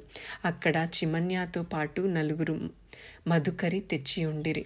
ఆ మధుకరి దత్తాత్రేయునికి నైవేద్యం చూపించి అక్కడికి వచ్చిన మండలిని భోజనానికి కూర్చోవలసిందిగా ఆజ్ఞాపించారు. సుమారు 200 విస్తళ్ళు వేయబడ్డాయి. అప్పుడు ప్రభు, ఈరోజు సమారాధన ఉంది, బాల్కీకి దగ్గరలోని 3 కోసుల వరకు ఉన్న గ్రామాల్లో అందరినీ భోజనానికి పిలవండి అన్నారు. ఆ ఆజ్ఞ ప్రకారం 4 దిక్కులా ఆబారావు నాయబు మనుషులను పంపించారు. 2 గంటలలో 4,000 మంది గుమిగూడారు. అన్ని జాతుల స్త్రీలు, పిల్లలు, కుంటివాళ్లు, గ్రుడ్డివాళ్లు కూడా అక్కడికి చేరారు. తరువాత బ్రాహ్మణ, వేశ్య, శూద్ర ఇలా అనేక జాతులకు విడివిడిగా విస్తళ్ళు వేసిన తరువాత ప్రభువు తన ముందు 4 బ్రహ్మచారులు జోళీలు తెచ్చిపెట్టిన తరువాత దాంట్లోని రకరకాలైన భోజన పదార్థాలు అంటే అన్నము, రొట్టెలు, నూక, చపాతీలు, కూరలు, వడలు విడిగా తీసి పెట్టమని చెప్పారు. అప్పుడు చమత్కారం ఏం జరిగిందంటే, జోళీలు చిన్నవైనా వాటిలోని వివిధ రకాలైన పదార్థాలు పర్వతంలా కుప్పలుగా పడ్డాయి. ఏ విధమైన పదార్థాలు తీస్తుంటే అవి బయటకు వస్తూనే ఉన్నాయి. వివిధ జాతుల వాళ్ళు వాళ్ల స్వజాతి వాళ్లకు వడ్డిస్తూ నిలబడ్డారు. అన్నీ వడ్డించగానే అవధూత చింతన శ్రీ గురుదేవ దత్త ఇలా ప్రభు నోటి నుండి వెలువడగానే భోజనానికి కూర్చోవాలని ఆజ్ఞాపించారు. అందరి భోజనాలైనా కూడా జోళి పూర్వంలా నిండుగానే ఉంది. చివరికి ప్రభువు 5 ముద్దలు తీసుకుని ఆ బ్రహ్మచారులను భోజనం చేయమన్నారు. ఈ విధమైన చమత్కారం ప్రభు సామర్థ్యం చూసి ఆబారావుతో పాటు ఉన్న మండలి ఆశ్చర్యచకితులై కళ్యాణ్కి చెందిన మాణిక్ ప్రభు ఈయనే అనే దృఢ సంకల్పం కలిగి కళ్యాణ్లో లాగే భక్తులు ఇక్కడికి రావడం మొదలై బాల్కీలో కూడా నిత్యశ్రీ నిత్యమంగళమైంది. కళ్యాణ్ నుండి మాతృశ్రీ తాత్యాసాహెబ్ తన మండలితో ఇక్కడికే రావడం జరిగింది. ప్రభువు చనిపోయిన బాలుని బ్రతికించటం మరియు 10 మంది భోజనాన్ని 4,000 మందికి సరిపోయేటట్లు చేసిన విషయం అన్ని దిక్కులా వ్యాపించింది. దర్శనం కోసం వచ్చిన బ్రాహ్మణులకు ఇక్కడ ప్రభు దర్శనం అవగానే పరమానందం కలిగింది. ప్రభువు ఆయనకు వస్త్రాలు ఇచ్చి దరిద్రం నుండి ముక్తి కలిగించారు. బాల్కీ దగ్గరలోని అరణ్యంలోని గుహలో ప్రభువు 1 సంవత్సరం వరకు సమాధి స్థితిలో ఉన్నారు. వెంకమ్మ అరణ్యంలో సమాధి స్థితిలో ఉండడం జరిగింది అని కొందరు అంటారు. వెంకమ్మకు ప్రభువు యోగాసనాలు, సమాధి గురించి చెప్పడం వల్ల ఆమెకు యోగ విద్య ప్రాప్తించింది. ఇది తెలిసి ఆమె సమాధి తీసుకుంది అంటారు. వెంకమ్మ శాశ్వత కృప సంపాదించిన వివరణ ముందు తెలుపబడింది. వెంకమ్మ తపశ్చర్యతో రోజురోజుకు అధిక ప్రభావశాలి అవడం జరిగింది. గాలి, ఎండ, వాన, చలి వీటికి బాధపడక తపశ్చర్య ఫలప్రదం అవటం, కోరికలను జయించటం, రాగద్వేషాలను, అరిషడ్వర్గాలను జయించడం జరిగింది. తన దృఢ నిశ్చయంతో అన్ని వికారాలను జయించి క్రమంగా ఉన్నత స్థితి వైపు మెట్లు ఎక్కుతూ చివరికి పరమోన్నతమైన స్థానాన్ని అధిరోహించి దేవీ పదాన్ని పొందింది. ఈ హృద్యమైన కథ ముందు వివరించబడుతుంది. సంగ్రామ్ ఖాన్. ముందుగా చెప్పుకున్నట్లు ప్రభు మండలి బాల్కీలో మహదానందంగా గడిపి చిడుగుప్పకు చేరింది. ప్రభువు యొక్క రాకకు కారణమైన లింగాయత్ కులానికి చెందిన గృహస్థు చిడుగుప్పలో ఉండేవారు. ఈ గృహస్థుకి జనంలోనూ సర్కార్లోనూ కూడా మంచి పేరు ఉండేది. ఈయన బీదలకు సహాయం చేస్తూ జనాన్ని శాసించేవారు. ఈయన శ్రీమంతుడు. వీరి వద్ద సిపాయిలు ఉండిరి. వీరి పేరు సంగ్రామ్ రావుగా ఉండెను. కానీ సిపాయిలకు అధికారిగా ఉండటం వల్ల వారిని సంగ్రామ్ ఖాన్ అని పిలిచేవారు. అందువల్ల వీరు ఈ పేరుతో ప్రసిద్ధ వ్యక్తి అయ్యారు. ఆ కాలంలో సర్కారు బందోబస్తు తక్కువ. జనమును ప్రోగు చేసుకొని అవినీతితో సంపాదించడానికి అవకాశం ఉండేది. కానీ సంగ్రామ్ ఖాన్ అలాంటి వాడు కాదు. దుష్టుల బారి నుండి ప్రజలను రక్షించుటకు తన ప్రాబల్యం ఉపయోగించేవారు. చెడు కార్యములను ఈయన చేసేవారు కాదు. అనాథలకు, దీనులకు సహకరించేవారు. అందుకని ప్రజలకు ఈయనపై అత్యంత గౌరవం ఉండేది. కానీ ఆయన అదృష్టవశాత్తు మలేరియా జ్వరంతో శక్తిహీనులయ్యారు. అన్ని సౌఖ్యాలు ఉన్నా శారీరకంగా పీడించబడుచుండెను. అనేక రకాలైన ఔషధాలు తీసుకున్నా తగ్గుముఖం పట్టలేదు.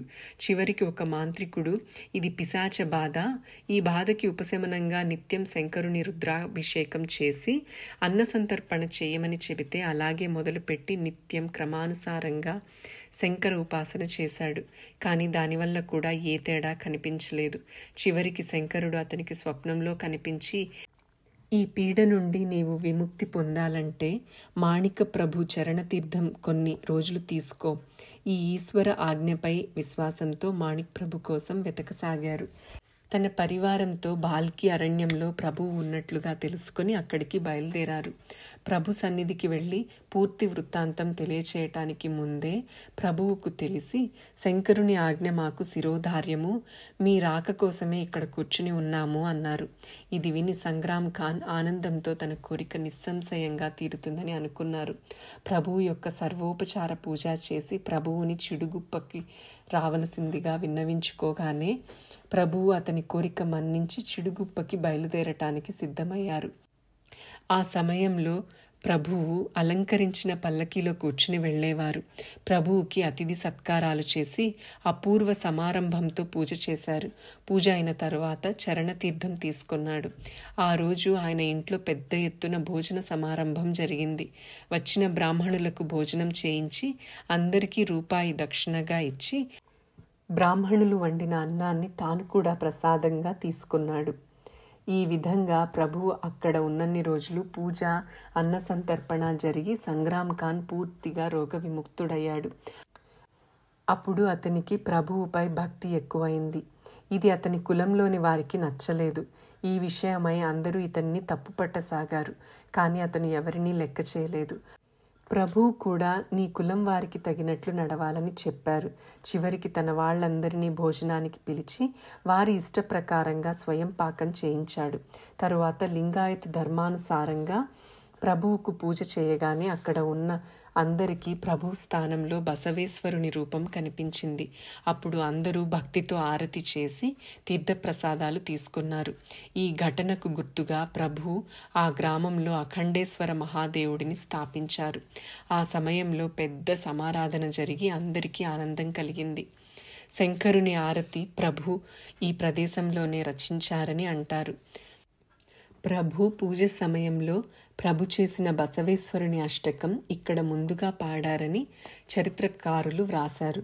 సంగ్రామ్ ఖాన్ తన భూమిలో నుండి పెద్ద భాగమును ప్రభువు పేర వ్రాసి ఇచ్చారు. ఇది ఇప్పటికీ సంస్థానం ఆధీనంలో ఉంది. తీర్థాటనము. ప్రభువు కీర్తి విస్తరిస్తూ పోయింది. బెల్లానికి చీమలు ఎలా అంటుకుని ఉంటాయో అలా ప్రభు సన్నిధిలో జనసమూహం ఎప్పుడూ ఉండేది. ఈ పెరిగే జనసమూహానికి అడ్డుకట్ట వేయాలనే కారణంతో ప్రభువు దూర ప్రదేశానికి తీర్థాటనం చేయాలని నిశ్చయించుకున్నారు. తనతో పాటు ఉన్న మండలిని కళ్యాణ్కి పంపించి 2 శిష్యులను మాత్రం తీసుకొని నడుచుకుంటూ దూర ప్రదేశాలకు బయలుదేరారు. ఆ సమయంలో వెంట ఉన్న శిష్యుల పేర్లు ఎక్కడా కూడా వ్రాయబడలేదు. దీనివల్ల ఎవరో కొత్తవారే ఉంటారని అనిపిస్తుంది. మణిచూల పర్వతంపై ఉన్న చాళకాపురం, మైలార్ ఈ 2 క్షేత్రాలు ప్రభు పునీతం చేశారు. చాళకాపురంలో ప్రభు సాక్షాత్ రామదాసు మారుతిరాయుడయ్యారు. భజన, పూజ, ఆరతి హనుమంతుడిపైనే జరిగేవి. ప్రభు సహజ స్ఫూర్తితో పాడిన పదాలు, అష్టకాలు, ఆరతి కలిసి శనివారం భజన అయింది. చాళకాపురం మారుతి సామర్థ్య వర్ణన వీటిలో వివరించబడింది. మైలార్లో ఖండేరాయుని పూజ జరుగుతుంది. ఇక్కడ ఖండోబా యొక్క సంపూర్ణ వర్ణన ఆదివారం భజనలో చేయడం జరిగింది. ముందు ప్రభు శంకర స్వరూపుడై ఆ స్వరూపం యొక్క భజన తయారైంది. బాల్కి నుండి ప్రభువు బయలుదేరి పర్లీ వైద్యనాథ్కి చేరుకున్నారు. ఇక్కడ కొన్ని రోజులు గుప్తంగా గడిపి సోమవారం భజన తయారు చేశారు. తరువాత తులజాపూర్ భవానీ వద్దకు వచ్చారు. ప్రభువు భవానీతో ఎలా తాదాత్మ్యం అయ్యారో మంగళవారం భజనలో సహజంగా కనిపిస్తుంది. ప్రభువు ఎంత గుప్త రూపంతో వెళ్ళినా వారి తేజస్సు కప్పి ఉండేది కాదు. ప్రభువును ప్రథమంగా చూడగానే ఎవరో దివ్యశక్తి సంపన్నులైన మహాత్ముడని చూసేవాళ్లకు తెలిసేది. చిన్నప్పటి నుండి అరణ్యంలో ఉండి ప్రకృతితో మమేకమయ్యే విద్య ప్రభువుకి అవగతం అవడం వల్ల మార్గంలో ప్రభువుకి ఎప్పుడూ కష్టం కలగలేదు. చలి, గాలి, ఎండ, వాన ఇలాంటి పంచభూతాల నుండి కలిగే బాధలకు భయపడలేదు. తులజాపూర్ నుండి ప్రభు మండలి పండరీపురం వెళ్ళింది. ఊరి దగ్గరికి వెళ్ళగానే చంద్రభాగా నది పొంగుతూ కనిపించింది. నది దాటి అవతలికి ఎలా వెళ్లాలని శిష్యులు చింతించసాగారు. ప్రభువు నవ్వుతూ నిలబడి ఉన్నారు. ఇంతలో ఒక నావికుడు వాళ్ళని పిలుస్తూ, మీరు చింతించకండి, మీ అందరినీ నా నావలో అవతలి ఒడ్డుకు చేరుస్తాను. ఈవలి ఒడ్డున ఉండటానికి స్థలం లేదు అంటూ నావలో కూర్చొని సురక్షితంగా అందరూ ఆ తీరానికి చేరుకున్నారు. దిగిన తరువాత చూస్తే ఆ నావ లేదు, నావికుడు కూడా లేడు. అందరూ ఆశ్చర్యచకితులయ్యారు. చంద్రభాగే తీరీ జాత పూర్ణ ఆలి తీ సరిత మగ పండరీ స్వయం దత్త మానవ రూపే ఉతరోని నేయి. అర్థం: చంద్రభాగా తీరానికి వెళ్ళగానే నదికి వరద వస్తే పండరీనాథుడే స్వయంగా దత్తుడై వచ్చి మానవ రూపం ధరించాడు. ఇలా మనోహర మాణిక్ ప్రభు రాశారు. ఆ వైపుకి వెళ్ళిన తరువాత ఇసుక తిన్నెలో భజన చేస్తూ 5 రోజులు నివసించిన తరువాత పండరీనాథుని దర్శించుకోవటానికి ప్రభువు ఒక్కరే ఎవరికీ తెలియకుండా వెళ్లారు. మహాద్వారంలోంచి వెళ్లే సమయంలో చండాలుని రూపంలో వెళ్లారని చరిత్రకారులు వ్రాశారు. తలకు చిరిగిన గుడ్డ పేలికతో మురికితో నిండిన శరీరం కలిగి గుడిలోనికి ప్రవేశించబోయారు. అక్కడ ఉన్న అర్చకుడు ప్రభువుని లోపలికి వెళ్ళనివ్వకుండా అడ్డుకున్నారు. ప్రభు చొచ్చుకొని పోవటానికి ప్రయత్నిస్తే వాళ్ళు కొట్టసాగారు. అంతలో పాండురంగని మెడలోని హారం ఆ చండాలుని మెడలో కనిపించింది. మరియు పాండురంగని మూర్తి గజగజ వణికింది. దాంతో పూజారి భయభీతుడయ్యాడు. ఇదేమి చమత్కారం! సమూహంలో ప్రభువుని చూసిన ఒక మనిషి అరుస్తూ చెప్పసాగారు. కళ్యాణ్కి చెందిన మాణిక్ ప్రభు ఈయనే అనగానే ప్రభు రాకపూర్వం ప్రభు కీర్తి విని ఉండడం వల్ల అక్కడే ప్రభు కనిపించగానే అందరూ ఆనందభరితులయ్యారు. ఎవరైతే ప్రభువుని కొట్టారో ఆయన ప్రభు కాళ్ళు పట్టుకుని దండ ప్రణామాలు వేశారు. తరువాత ప్రభువు పాండురంగని దర్శించుకొని ఆనందంతో కొన్ని పదాలలో ఇలా వర్ణించారు. కడకడోని మాణికదాస విఠలాసి భేటలే. ఈ కలయిక అపూర్వం. దీనివల్ల వాతావరణం ఉల్లాసభరితమైంది. ప్రభువు ముందుగా పండరీపురంలోని గోపాలపురంలో నివసించారు. అక్కడి నుండి ప్రియమైన భక్తుల కోరిక ప్రకారంగా అనేక ప్రదేశాలలో నివసించారు. దాదా మనోహర్ బడవే అనే భక్తుడు ప్రభువును తన ఇంటికి భక్తితో తీసుకువెళ్ళాడు. పండరీలో ఉన్నప్పుడు ప్రభువు పాండురంగని రూపంలో కనిపించేవారు. ఇక్కడ ఉన్నప్పుడు అనేక పదాలు, అష్టకాలు, ఆరతి, సేజారతి రచించి పాండురంగని మహాపూజ చేసేవారు. ప్రభువు కీర్తి అన్ని ఊళ్లలో వ్యాపించి జనం దర్శనానికి రాసాగారు. ఈ విధంగా కొన్ని రోజులు భజనానంద క్రీడల్లో కాలం గడిచింది. సాంప్రదాయిక బుధవారం భజనలో ముఖ్య దైవం పాండురంగడై పదం, అష్టకం, ఆరతి, భజనలో ప్రభు రచించడం జరిగింది. పండరి నుండి ప్రభు మండలి పూనా మార్గంలో ఉన్న గిరినార్ పర్వతానికి వెళ్ళింది. పూనాలో జంగ్లీ మహారాజ్ ప్రభువుకు ఆశ్రయం ఇచ్చారు. ప్రభువు మరియు జంగ్లీ మహారాజ్ యొక్క ఏకాంతవాసం ఎన్నో రోజులు జరిగేదని అక్కడ నివసించిన ఒక వృద్ధుడు చెప్పారు. గిరినార్ పర్వతంపై ప్రభువు కొన్ని రోజులు ఉన్నప్పుడు దత్తాత్రేయుని స్థానం అవడం వల్ల గురువారం భజన గిరినార్ నివాసం యొక్క స్ఫూర్తితో రచించారు. పూనా నుండి శిష్యులందరినీ తిరిగి వారి నివాసాలకు పంపించి ఒక్కరే ముందుకు తీర్థాటనకు బయలుదేరారు. ఉత్తరం వైపు తీర్థయాత్ర అత్యంత కష్టతరం అవడం వల్ల తనతో పాటు నడవడం ఎవరికీ సాధ్యం కాదని, ఎవరికీ కష్టం కలిగించకూడదని వారిని తిరిగి పంపించి ఉత్తర దిశలోని ప్రయాగ, కాశీ, గయా, హరిద్వార్, గంగోత్రి, బద్రీనాథ్, కేదార్నాథ్ మొదలైన పుణ్యక్షేత్రాలను దర్శించుకొని దక్షిణ దిక్కుగా బయలుదేరారు. దక్షిణ దిక్కున ఉన్న మాహురి క్షేత్రం, జగన్నాథపురి అయిన తర్వాత దక్షిణ భాగంలోని వెంకటగిరిపై వెంకటేశుని అంటే తిరుపతి వద్ద కొన్ని రోజులు నివసించారు. ఆ సమయంలో వెంకటేశునిపై పదాలు, అష్టకము, ఆరతి మొదలైనవి తయారై అది శుక్రవారం భజనగా రూపొందింది. ఈ విధంగా తీర్థాటనము ముగిసిన తర్వాత గాణగాపూర్కి ప్రభువు చేరుకున్నారు. నృసింహవాడి, కొల్హాపూర్, ముధోల్ సంస్థానములలో కూడా ప్రభువు నివసించారని కొందరు చరిత్రకారులు వ్రాశారు. అంటే ప్రభువు సుమారు అన్ని మహిమాన్విత క్షేత్రాలను దర్శించారు. శారీరక కష్టం సహించే శక్తి ప్రభువుకు ఉన్నట్లు ఎవరికీ ఉండేది కాదు. గాణగాపురంలో ఉన్నప్పుడు భక్తజన సమూహం పెరగసాగింది. ఇది చూసి ప్రభు తిరిగి కళ్యాణ్కి వచ్చి అక్కడ కొన్ని రోజులు ఉండాలని అనుకున్నారు. అకస్మాత్తుగా ప్రభు తిరిగి రాగానే కళ్యాణ్ గ్రామం ఆనందభరితమైంది. ఇంటి వాళ్ల సంతోషం పట్టతరం కాలేదు. శిష్యులందరూ చేరుకొని పూర్వంలాగా నిత్యశ్రీ నిత్యమంగళం మొదలైంది. ప్రభు తీర్థాటనం వెళ్ళినప్పుడు ఇంటి యోగక్షేమాలు యోగ్యంగా ఉండేవి. చిదంబర్రావు తాలూకుదారు యొక్క పిలుపు మేరకు తాత్యాసాహెబ్ హైదరాబాద్కి వెళ్ళి ఉండిరి. ఆయనకు బహుమానంగా చాలా ధనం లభించింది. ప్రభు పరంపరానుసారంగా తాత్యాసాహెబ్ ఔదార్యంగా వ్యవహరించేవారు. తాత్యాసాహెబ్కి పార్సీ, సంస్కృత విద్యలో పాండిత్యము, వేదాంత విద్యపై అభిలాష ఉండేది. గురుగీతపై జ్ఞానశిఖ అనే పేరు గల గ్రంథం వ్రాశారు. ఇది ముద్రించడం కూడా జరిగింది.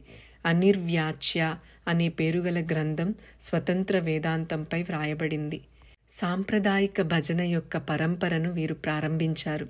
వీటిలో తాత్యాసాహెబ్ రాసిన పదాలు కూడా ఉన్నాయి. తన విద్వత్తో, వ్యవహార చాతుర్యంతో జనంలో ఆదరణీయులయ్యారు.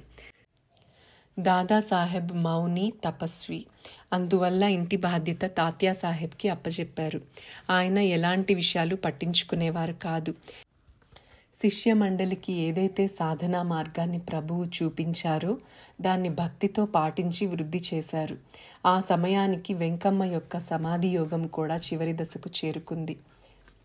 తన ఇంట్లో అన్ని వ్యవహారాలు సక్రమంగా జరుగుతుండడంతో ప్రభువుకి సంతోషం కలిగింది. శిష్య బృందానికి ఏదైనా సాంప్రదాయిక పద్ధతి నేర్పించాలని ప్రభువు ఆలోచించేవారు. దానికి ఒక స్వరూపం ఇవ్వటానికి అనుకూలమైన సమయం కళ్యాణ్లో కలిసి వచ్చింది. ఒకరోజు మంచంపై ప్రభువు పడుకొని ఆత్మానందంలో లీనమై ఉన్న సమయంలో తాత్యాసాహెబ్ మనసులో ప్రభు బిరుదావళి రూపొందింది. తరువాత అది వ్రాసుకొని ప్రభు దర్శనార్థం వచ్చిన శాస్త్ర పండితులకు చూపించారు. అందరికీ అది నచ్చి ప్రభువుకి అర్పణ చేశారు. కళ్యాణ్లో గాది స్థాపన చేసినప్పుడు ఈ బిరుదావళి గర్జించిన స్వరంతో ఉల్లాసంగా స్తుతించారు. తాత్యా మహారాజ్ తన దేహాన్ని మరచి మనస్సులో ప్రభువుతో తాదాత్మ్యం చెందారు. ఆ స్థాపన సమయంలో దేవతలు వచ్చి ప్రభువును బిరుదావళితో జయజయధ్వానాలు చేశారు. ఈ విషయం తాత్యాసాహెబ్ అంతఃకరణలో తిరగసాగింది. ఈ బిరుదావళి అంటే భక్త కార్యకల్పద్రుమ మాణిక్ నగర్లో గాది స్థాపించిన తరువాత మొదలు పెట్టబడిందని అంటారు. కొన్ని రోజులు కళ్యాణ్లో నివసించిన తరువాత మణిచూల పర్వతంపై మిగిలిన స్థలాలను సందర్శించాలని ప్రభువు శిష్యులను వెంటబెట్టుకొని గొట్టంగొట్టి అరణ్యానికి వెళ్లారు. కరకనల్లిలో ఉన్న బక్క ప్రభువు సమాధికి పూజ చేసి ఆరతి, అష్టకం, పదాలు రచించారు. అక్కడ జన సముదాయం కూడా ఎక్కువగా ఉండేది. తొందరలో యుద్ధం జరగటానికి అవకాశం ఉందన్న వార్త వ్యాపించింది. అందరికీ చింత మొదలైంది. ఆ యుద్ధ ప్రభావం మన వైపు రావచ్చని ప్రభువు భక్తులకు ధైర్యం ఇవ్వటానికి సటకాలు అంటే యోగదండములు తయారు చేయాలని ఆజ్ఞాపించారు. ఆజ్ఞ ప్రకారంగా యోగదండములు తయారయ్యాయి. ప్రభు చేతితో యోగదండము దొరికిందంటే సర్వ ఆపదలు దూరం అవుతాయని భక్తులకు నమ్మకంగా ఉండేది. సటకా తీసుకుని పూజ గదిలో పెట్టి పూజ చేయడం వలన సర్వారిష్టాలు దూరమై సౌఖ్యం లభిస్తుందని భక్తులకు నమ్మకం కలగడం వల్ల అడిగిన వాళ్ళందరికీ సటకా ప్రసాదంగా ఇచ్చేవారు. సాధారణంగా అవి దొరికేవి కాదు. ప్రభువు తన సామర్థ్యంతోనే ఇచ్చేవారు. అప్పుడు వారి సామర్థ్యంతో తయారైన వేల యోగదండములు ఇప్పటికీ సంస్థానంలో ఉన్నాయి. వాటిని గదిలో ఉంచి పూజింపబడుతున్నాయి. ప్రభు కరస్పర్శ తగిలిన యోగదండములు అవడం వల్ల వాటిలో సర్వ సంకటాలు దూరం చేసే సామర్థ్యం ఉందని భక్తుల భావన. కరకనల్లిలో కొన్ని రోజులు ఉన్న తరువాత ప్రభు రేకుళిగి వచ్చారు. గోపాల్ బువా బ్రహ్మచారి ఇక్కడే ప్రభువుని కలిశారు. గోపాల్ బువా తండ్రి బక్కప్రభువు భక్తుడు. బక్కప్రభువు వద్ద ఉన్న విశ్వాసపాత్రమైన 2 కుక్కలు తనకు పుత్రులై పుట్టారని ఆయన నమ్మకం. ప్రభువే బక్కప్రభు అవతారమని ఆయన భావన. అందుకని గోపాల్ బువాను ప్రభువుతో శిష్యునిగా పంపించాడు. గోపాల్ బువా దృఢకాయుడై యవ్వనంలో ఉండెను. జీవితకాలమంతా బ్రహ్మచారిగానే ఉండెను. ఈయన వంశము ఇప్పుడు రేకుళిగిలో ఉంది. వీరికి ప్రభుభక్తి ఎక్కువ. తరువాత అన్ని పర్యటనలలో గోపాల్ బువా ప్రభువుతో ఉండేవారు. ఆయన శక్తి అపారము. ఒకసారి ప్రభువుని వీపుపై ఎక్కించుకొని సుమారు 5 కోసులు నడిచారని చెబుతారు. కేతకీ సంఘం. రేకుళిగి నుండి ప్రభు కేతకీ సంఘమునకు వచ్చారు. ఇది ఒక ప్రాచీన క్షేత్రము. ఇక్కడ శంకరుని లింగం ఉంది. శంకరుని మొగలి పువ్వుతో పూజించడం నిషిద్ధం, కానీ ఇక్కడ దానితోనే పూజించబడుతుంది. కేతకి అంటే మొగలి పువ్వు. ఆ పువ్వుకి శంకరుని పూజకు స్థానం లభించిన కథ ఇలా ఉంది. ప్రభువు ఇక్కడికి వచ్చినప్పుడు అశ్వత్థ వృక్షం క్రింద లింగము ఆకులతో కప్పబడింది. దాన్ని ప్రభువు బయటకి తీశారు. పూర్తి కప్పబడిన లింగము ప్రభువుకి ఎలా కనిపించిందో ఎవరికీ అర్థం కాలేదు. అప్పుడు ప్రభువు మొగిలి అంటే కేతకీ పూలను తీసుకురమ్మని చెప్పారు. ఆ కాలం కేతకీ పూలు పుష్పించే ఋతువు కాదని, ఎక్కడా దొరకదని చెప్పారు. అవి లేకపోతే పూజ జరగడం అసఖ్యం అవడం వల్ల వాటి గురించి తీవ్రంగా ప్రయత్నం చేశారు. అందరికీ చింత కలుగసాగింది. అంతలోనే ఒక లింగాయతు తలపై ఒక మూటతో వచ్చి ప్రభువు ముందు కేతకీ పుష్పాలను గుమ్మరించడం జరిగింది. అప్పుడు ప్రభువు ఆయనను సన్మానించి పంపివేశారు. తను ఎవరో ఎక్కడి నుండి వచ్చారో అడగాలని ఆయన వెనక వెళితే ఆయన అదృశ్యమయ్యారు. ఇది అందరికీ ఆశ్చర్యంగా అనిపించింది. ప్రభువు సంఘములో నివసించి దేవాలయ కుండం బాగు చేయించారు. ప్రభు ఇక్కడ నివసించడం వల్ల ఆ క్షేత్రం నందనవనంలాగా శోభించింది. జన సమూహంతో నిండి ప్రభు యొక్క జయ జయ ధ్వానాలు మిన్నంటాయి. ఈ విధంగా ప్రభువు లీలలు సంఘములో జరుగుచుండగా కాశీక్షేత్రంలో ఒక బ్రహ్మచారి తన గురువుకి వచ్చిన కుష్ఠురోగం నివారించాలని అనేక ఉపాయాలు చేసినా ఆ వ్యాధి నయం కాలేదని చింతామగ్నుడై ఉంటే కాశీ విశ్వనాథుడు స్వప్నంలో కనిపించి, కేతకీ సంఘములో నా అవతారం మాణిక్ ప్రభువు రూపంలో ఉన్నారు. అక్కడికి వెళ్ళి సేవ చేసి తీర్థప్రసాదాలు తీసుకుంటే రోగ నివారణ అవుతుంది అని చెప్పారు. విశ్వేశ్వరునిపై నమ్మకంతో సంగమునకు చేరుకున్నాడు. ప్రభు దర్శనం చేసుకోగానే నమ్మకం కలుగలేదు. ఆయన ఎవరో పిచ్చివాడుగా అనిపించాడు. ఇతరులు ప్రభువు యొక్క గుణవర్ణన చేసినా కూడా నమ్మకం కలుగక నిందించడం ప్రారంభించాడు. ఆ విధంగా 20 రోజులు గడిచిన తర్వాత ఒకరోజు ఎప్పటిలాగే ఈశ్వరుని పూజ చేస్తున్నాడు. అతనికి శంకరుని స్థానంలో ప్రభు స్వరూపం కనిపించింది. అయినా నమ్మకం కలుగక ప్రభు వంటి పిచ్చివాడు తన గురువు వ్యాధి ఎలా నయం చేస్తాడు అని సంశయించినప్పుడు సంగమేశ్వరుని రూపం ఉగ్రమై, మూర్ఖ, ఇలా సంశయగ్రస్తుడవైతే నీ గురువు వ్యాధి నయం కాకపోగా తిరిగి నీ ప్రాణాలు పోతాయి అని వినిపించగానే పశ్చాత్తాపంతో ఏడవసాగాడు. పూజారి ఇది విని ఆయనను సమాధానపరిచి, అయిందేదో అయింది, ప్రభువును శరణు వేడుకొని అపరాధాన్ని మన్నించమని ప్రార్థించుకోమన్నాడు. ఆ ప్రార్థన విని ప్రభువు, మాలాంటి పిచ్చివాళ్లతో వ్యాధి నయం ఎలా నయమవుతుంది అన్నారు. ఇది వినగానే ఇంకా ఏడుస్తూ ప్రభువు కాళ్ళు పట్టుకుని క్షమించమని వేడుకున్నాడు. ప్రభువు క్షమించకపోతే ప్రాణత్యాగం చేస్తానన్నాడు. ఇది విని ప్రభువుకి దయ కలిగి క్షమించి అతనికి తీర్థప్రసాదాలు ఇచ్చారు. ఏ రోజైతే బ్రహ్మచారికి ప్రసాదం దొరికిందో ఆ రోజే కాశీక్షేత్రంలో అతని గురువుకి వ్యాధి నయమైందని ఉత్తరం వచ్చింది. కొన్ని రోజులు ఆ బ్రహ్మచారి ప్రభు సేవ చేసి తిరిగి కాశీక్షేత్రానికి వెళ్ళిపోయాడు. ప్రభువు సంగమేశ్వర్లో ఉన్నప్పుడు మిర్జా హసన్ బేగ్ అనే ముస్లిం ప్రభు వద్దకు వచ్చాడు. ప్రభు దర్శనం అవగానే ప్రభువుపై గురి కుదిరి ప్రభు భక్తుడయ్యాడు. ప్రభువుకి వస్త్రాలను సమర్పించి ప్రేమతో పూజ చేశారు.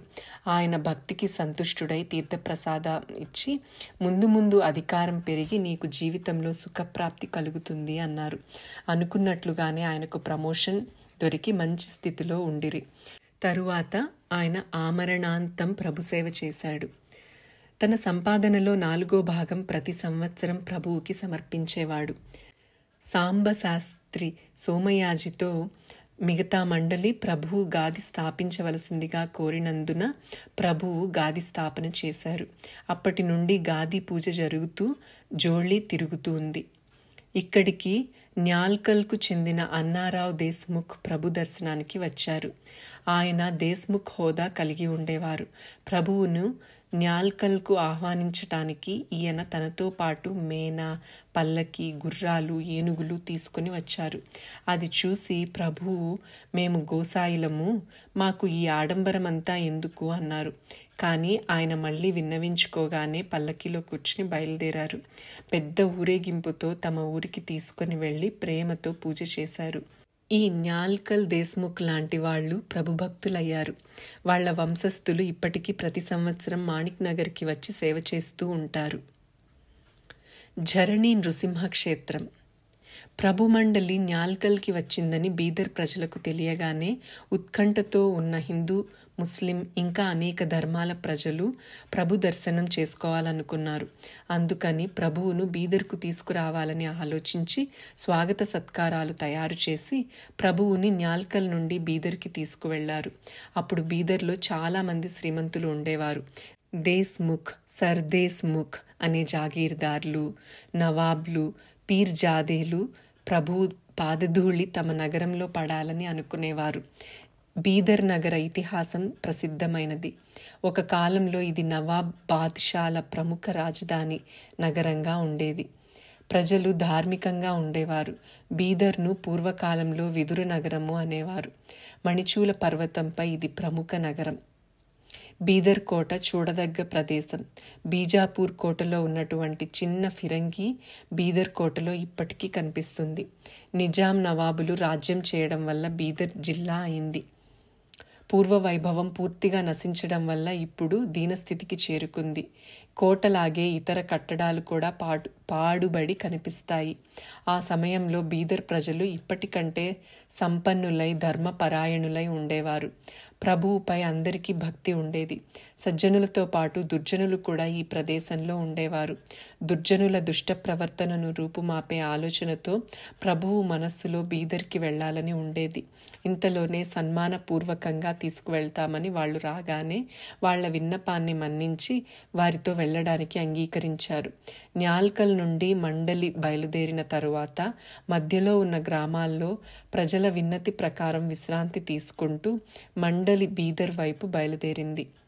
మేనాతో పాటు ఏనుగులు, గుర్రాలు మరియు సిపాయిలు ఉండేవారు. త్రోవలో ప్రభువు యొక్క జయ జయధ్వానాలతో మండలి బీదర్కు 3 మైళ్ళ దూరానికి వచ్చింది. అక్కడి నుండి బీదర్ వైపు వెళ్లకుండా బోయిల కాళ్లు వారి ప్రమేయం లేకుండా వేరొక వైపుకు తీసుకువెళ్లాయి. ఏదైనా అదృశ్య శక్తి తమను వేరొక మార్గానికి తీసుకువెళ్తుందేమోనని బోయిలకు అనిపించింది. ఇంతలో మార్గానికి అడ్డంగా ఒక పెద్ద పాము పడి ఉండడం చూసి బోయిలు భయపడిపోయారు. వాళ్ల అడుగు ముందుకు పడలేదు. అది చూసి శిష్యులు విషయం ప్రభువుకి తెలియజేశారు. ప్రభువు ఆ భుజంగం వైపు చూసినప్పుడు ఆ భుజంగం పడగ విప్పి నిలబడి ఉంది. ప్రభువు దాని వైపు చూడగానే పడగ క్రిందికి వంచి ముందు నడవడం ప్రారంభించింది. శిష్యులకు భయపడవద్దని చెప్పి, ఈ సర్పం ఎవరికీ ఆపద కలిగించడానికి రాలేదు, మీరు ఎవరూ దాని దారికి వెళ్ళొద్దు, మీరు ఆ పాము చూపించిన దారిలోనే మేనాను తీసుకువెళ్ళండి అని ప్రభువు అన్నారు. అంతేకాక బీదర్ వెళ్లటానికి పూర్వం వారి వద్దకు తాము రావాలని ఎవరైనా సిద్ధపురుషుడు సర్పం రూపంలో వచ్చి పిలుస్తున్నారా అనుకొని మనం ఆ దారిలోనే వెళ్దాం అని ప్రభువు అనగానే అందరూ ధైర్యంతో మేనాతో పాటు నడుస్తుండగా పల్లకి ఝరణి నృసింహ క్షేత్రం వద్దకు రాగానే ఆ సర్పం మాయమైపోయింది. అప్పుడు ప్రభువు ఝర్నీ వద్ద కొన్ని రోజులు ఉండాలని నిశ్చయించుకున్నారు. ఈ స్థానం ప్రేక్షణీయ స్థలం.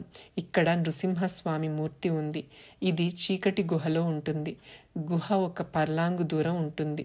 గుహ మార్గం సరళంగా లేదు. లోపల దీపం లేకపోతే చీకటిమయంగా ఉంటుంది. గుహలో నుండి ఎప్పటికీ నీరు బయటకు ప్రవహిస్తూ ఉంటుంది. నడుము వరకు నీరు అన్ని కాలాల్లో ఉంటుంది. దేవుని వద్దకు నడుము లోతు నీళ్లలో వెళ్లాల్సి వస్తుంది.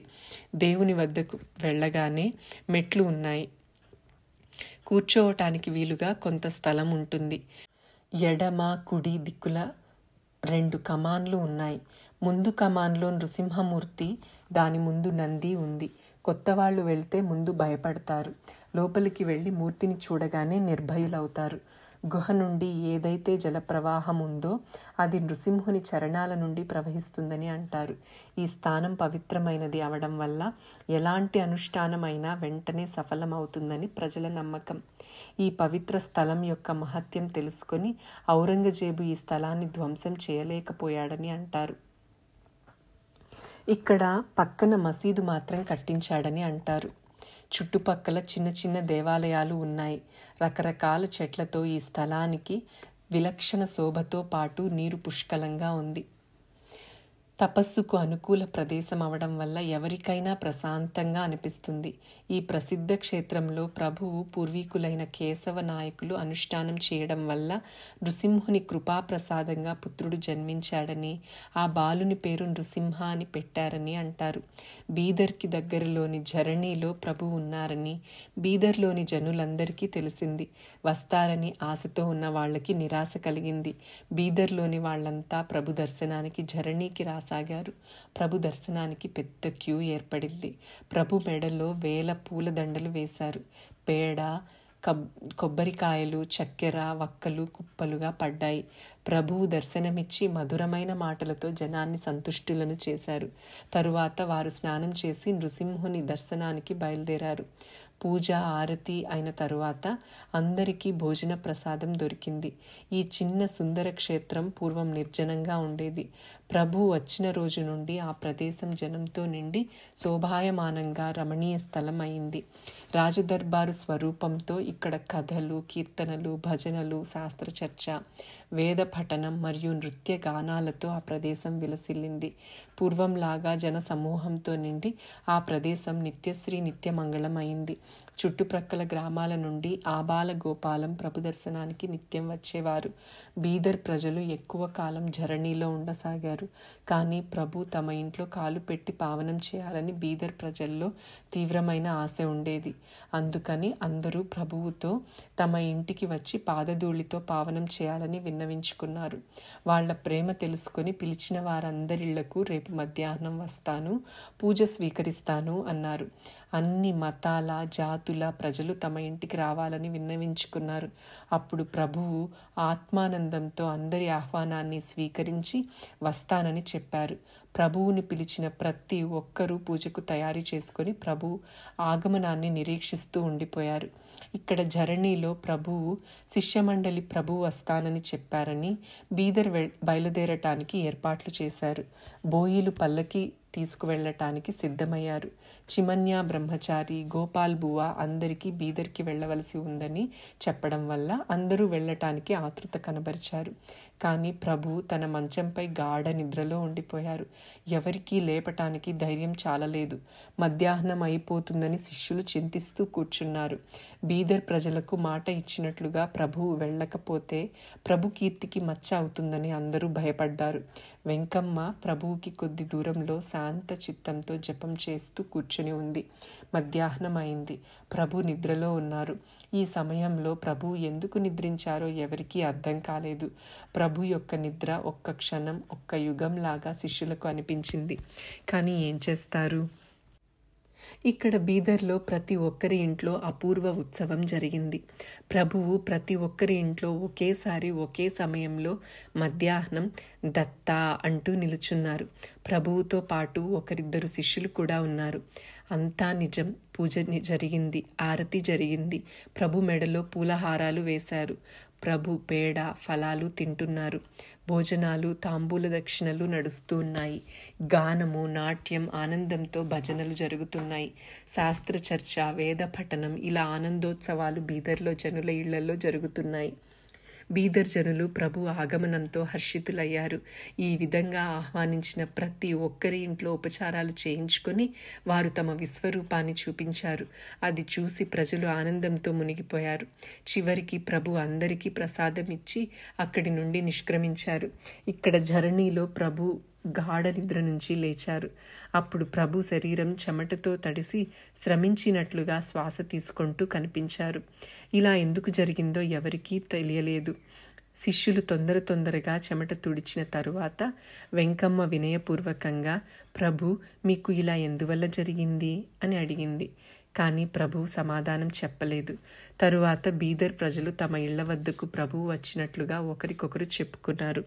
అందరి వద్దకు 2 గంటలకు అసది ఒకే సమయానికి ఎలా ఉన్నారో అర్థం కాక ప్రభువునే అడగాలని ప్రభువు వద్దకు బయలుదేరారు.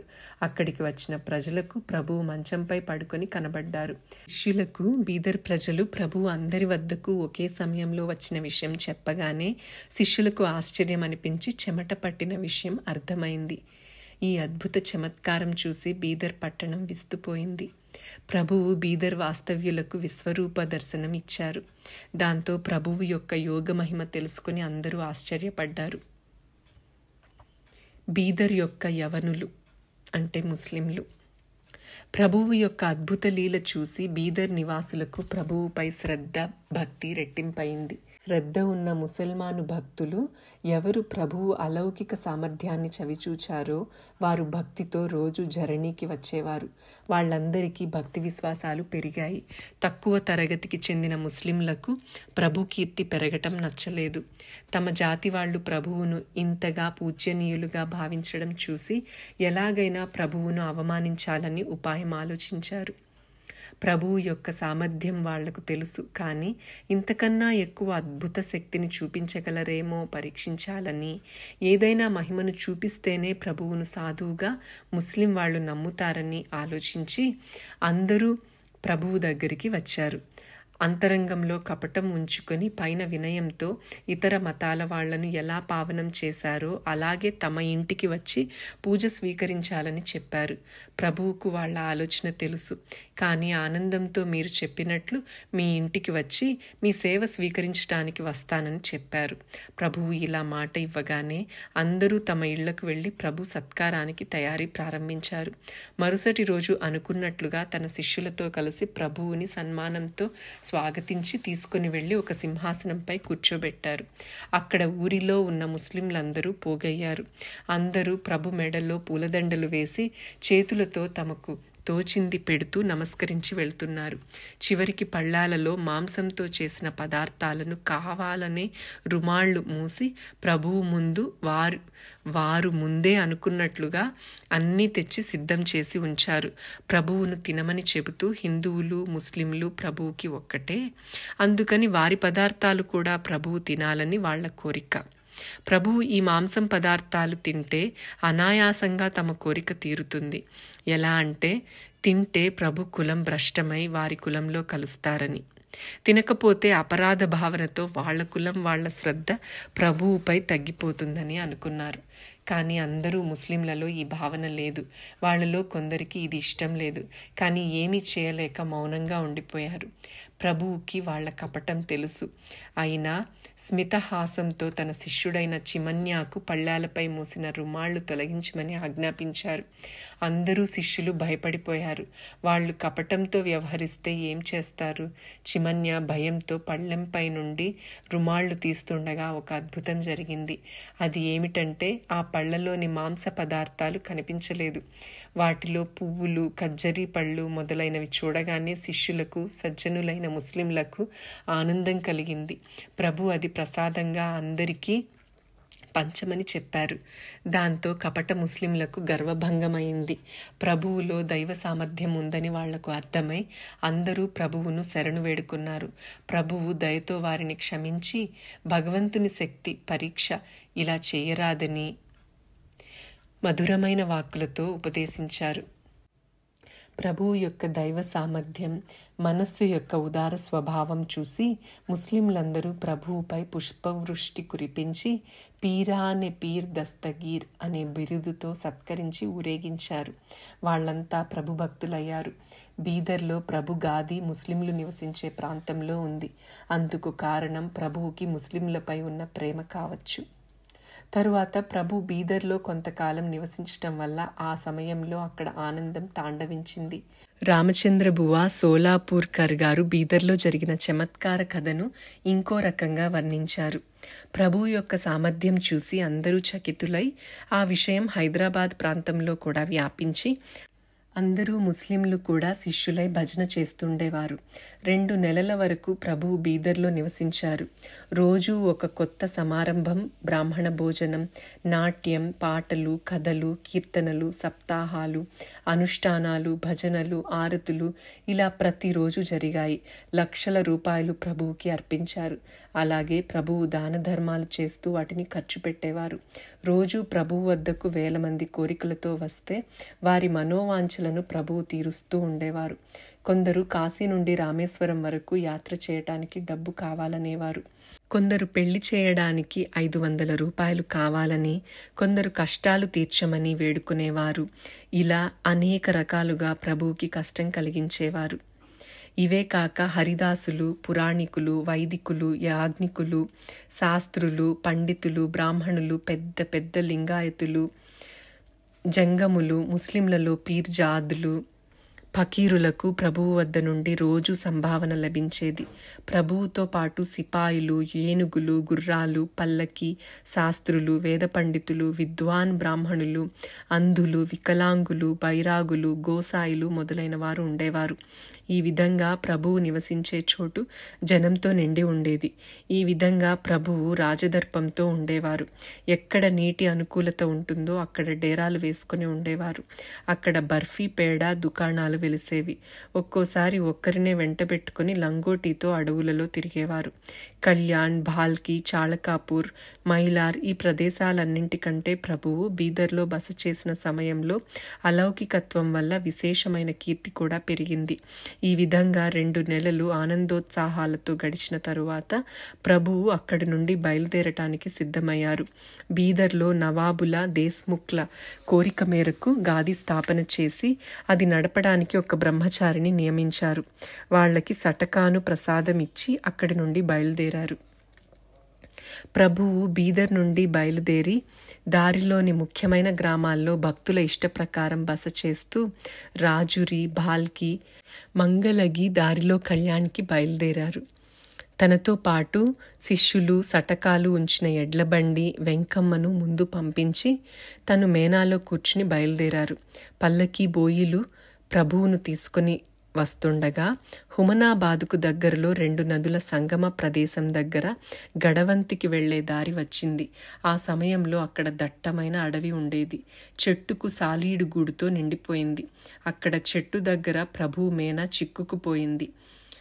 బోయిలకు మేనాను ముందుకు తీసుకువెళ్లటానికి వీలు కాలేదు. ప్రభువును క్రిందకు దింపి తాము చెట్టుకు ఇరుక్కున్న మేనాను తీయటానికి ప్రయత్నించారు. ప్రభు హుమనాబాదుకు దగ్గరలో మేనా చిక్కుకున్న ప్రదేశంలో క్రిందికి దిగి సర్వేశ్వరుని దేవాలయానికి దగ్గరలో ఉన్న కట్టపై కూర్చున్నారు. ఆ కట్ట దగ్గర 2 బిల్వ వృక్షాలు ఉండేవి. ఆ చెట్ల నీడలో ప్రభువు యొక్క మండలి ఆగిపోయింది. ప్రభు ఇక్కడికే ఎందుకు వచ్చారో, ముందు ఏం జరిగిందో ముందు రమణీయంగా వర్ణించడం జరిగింది. శ్రీ దత్తాత్రేయార్పణమస్తు, శ్రీ గురుమాణికార్పణమస్తు. జై సాయి మాస్టర్.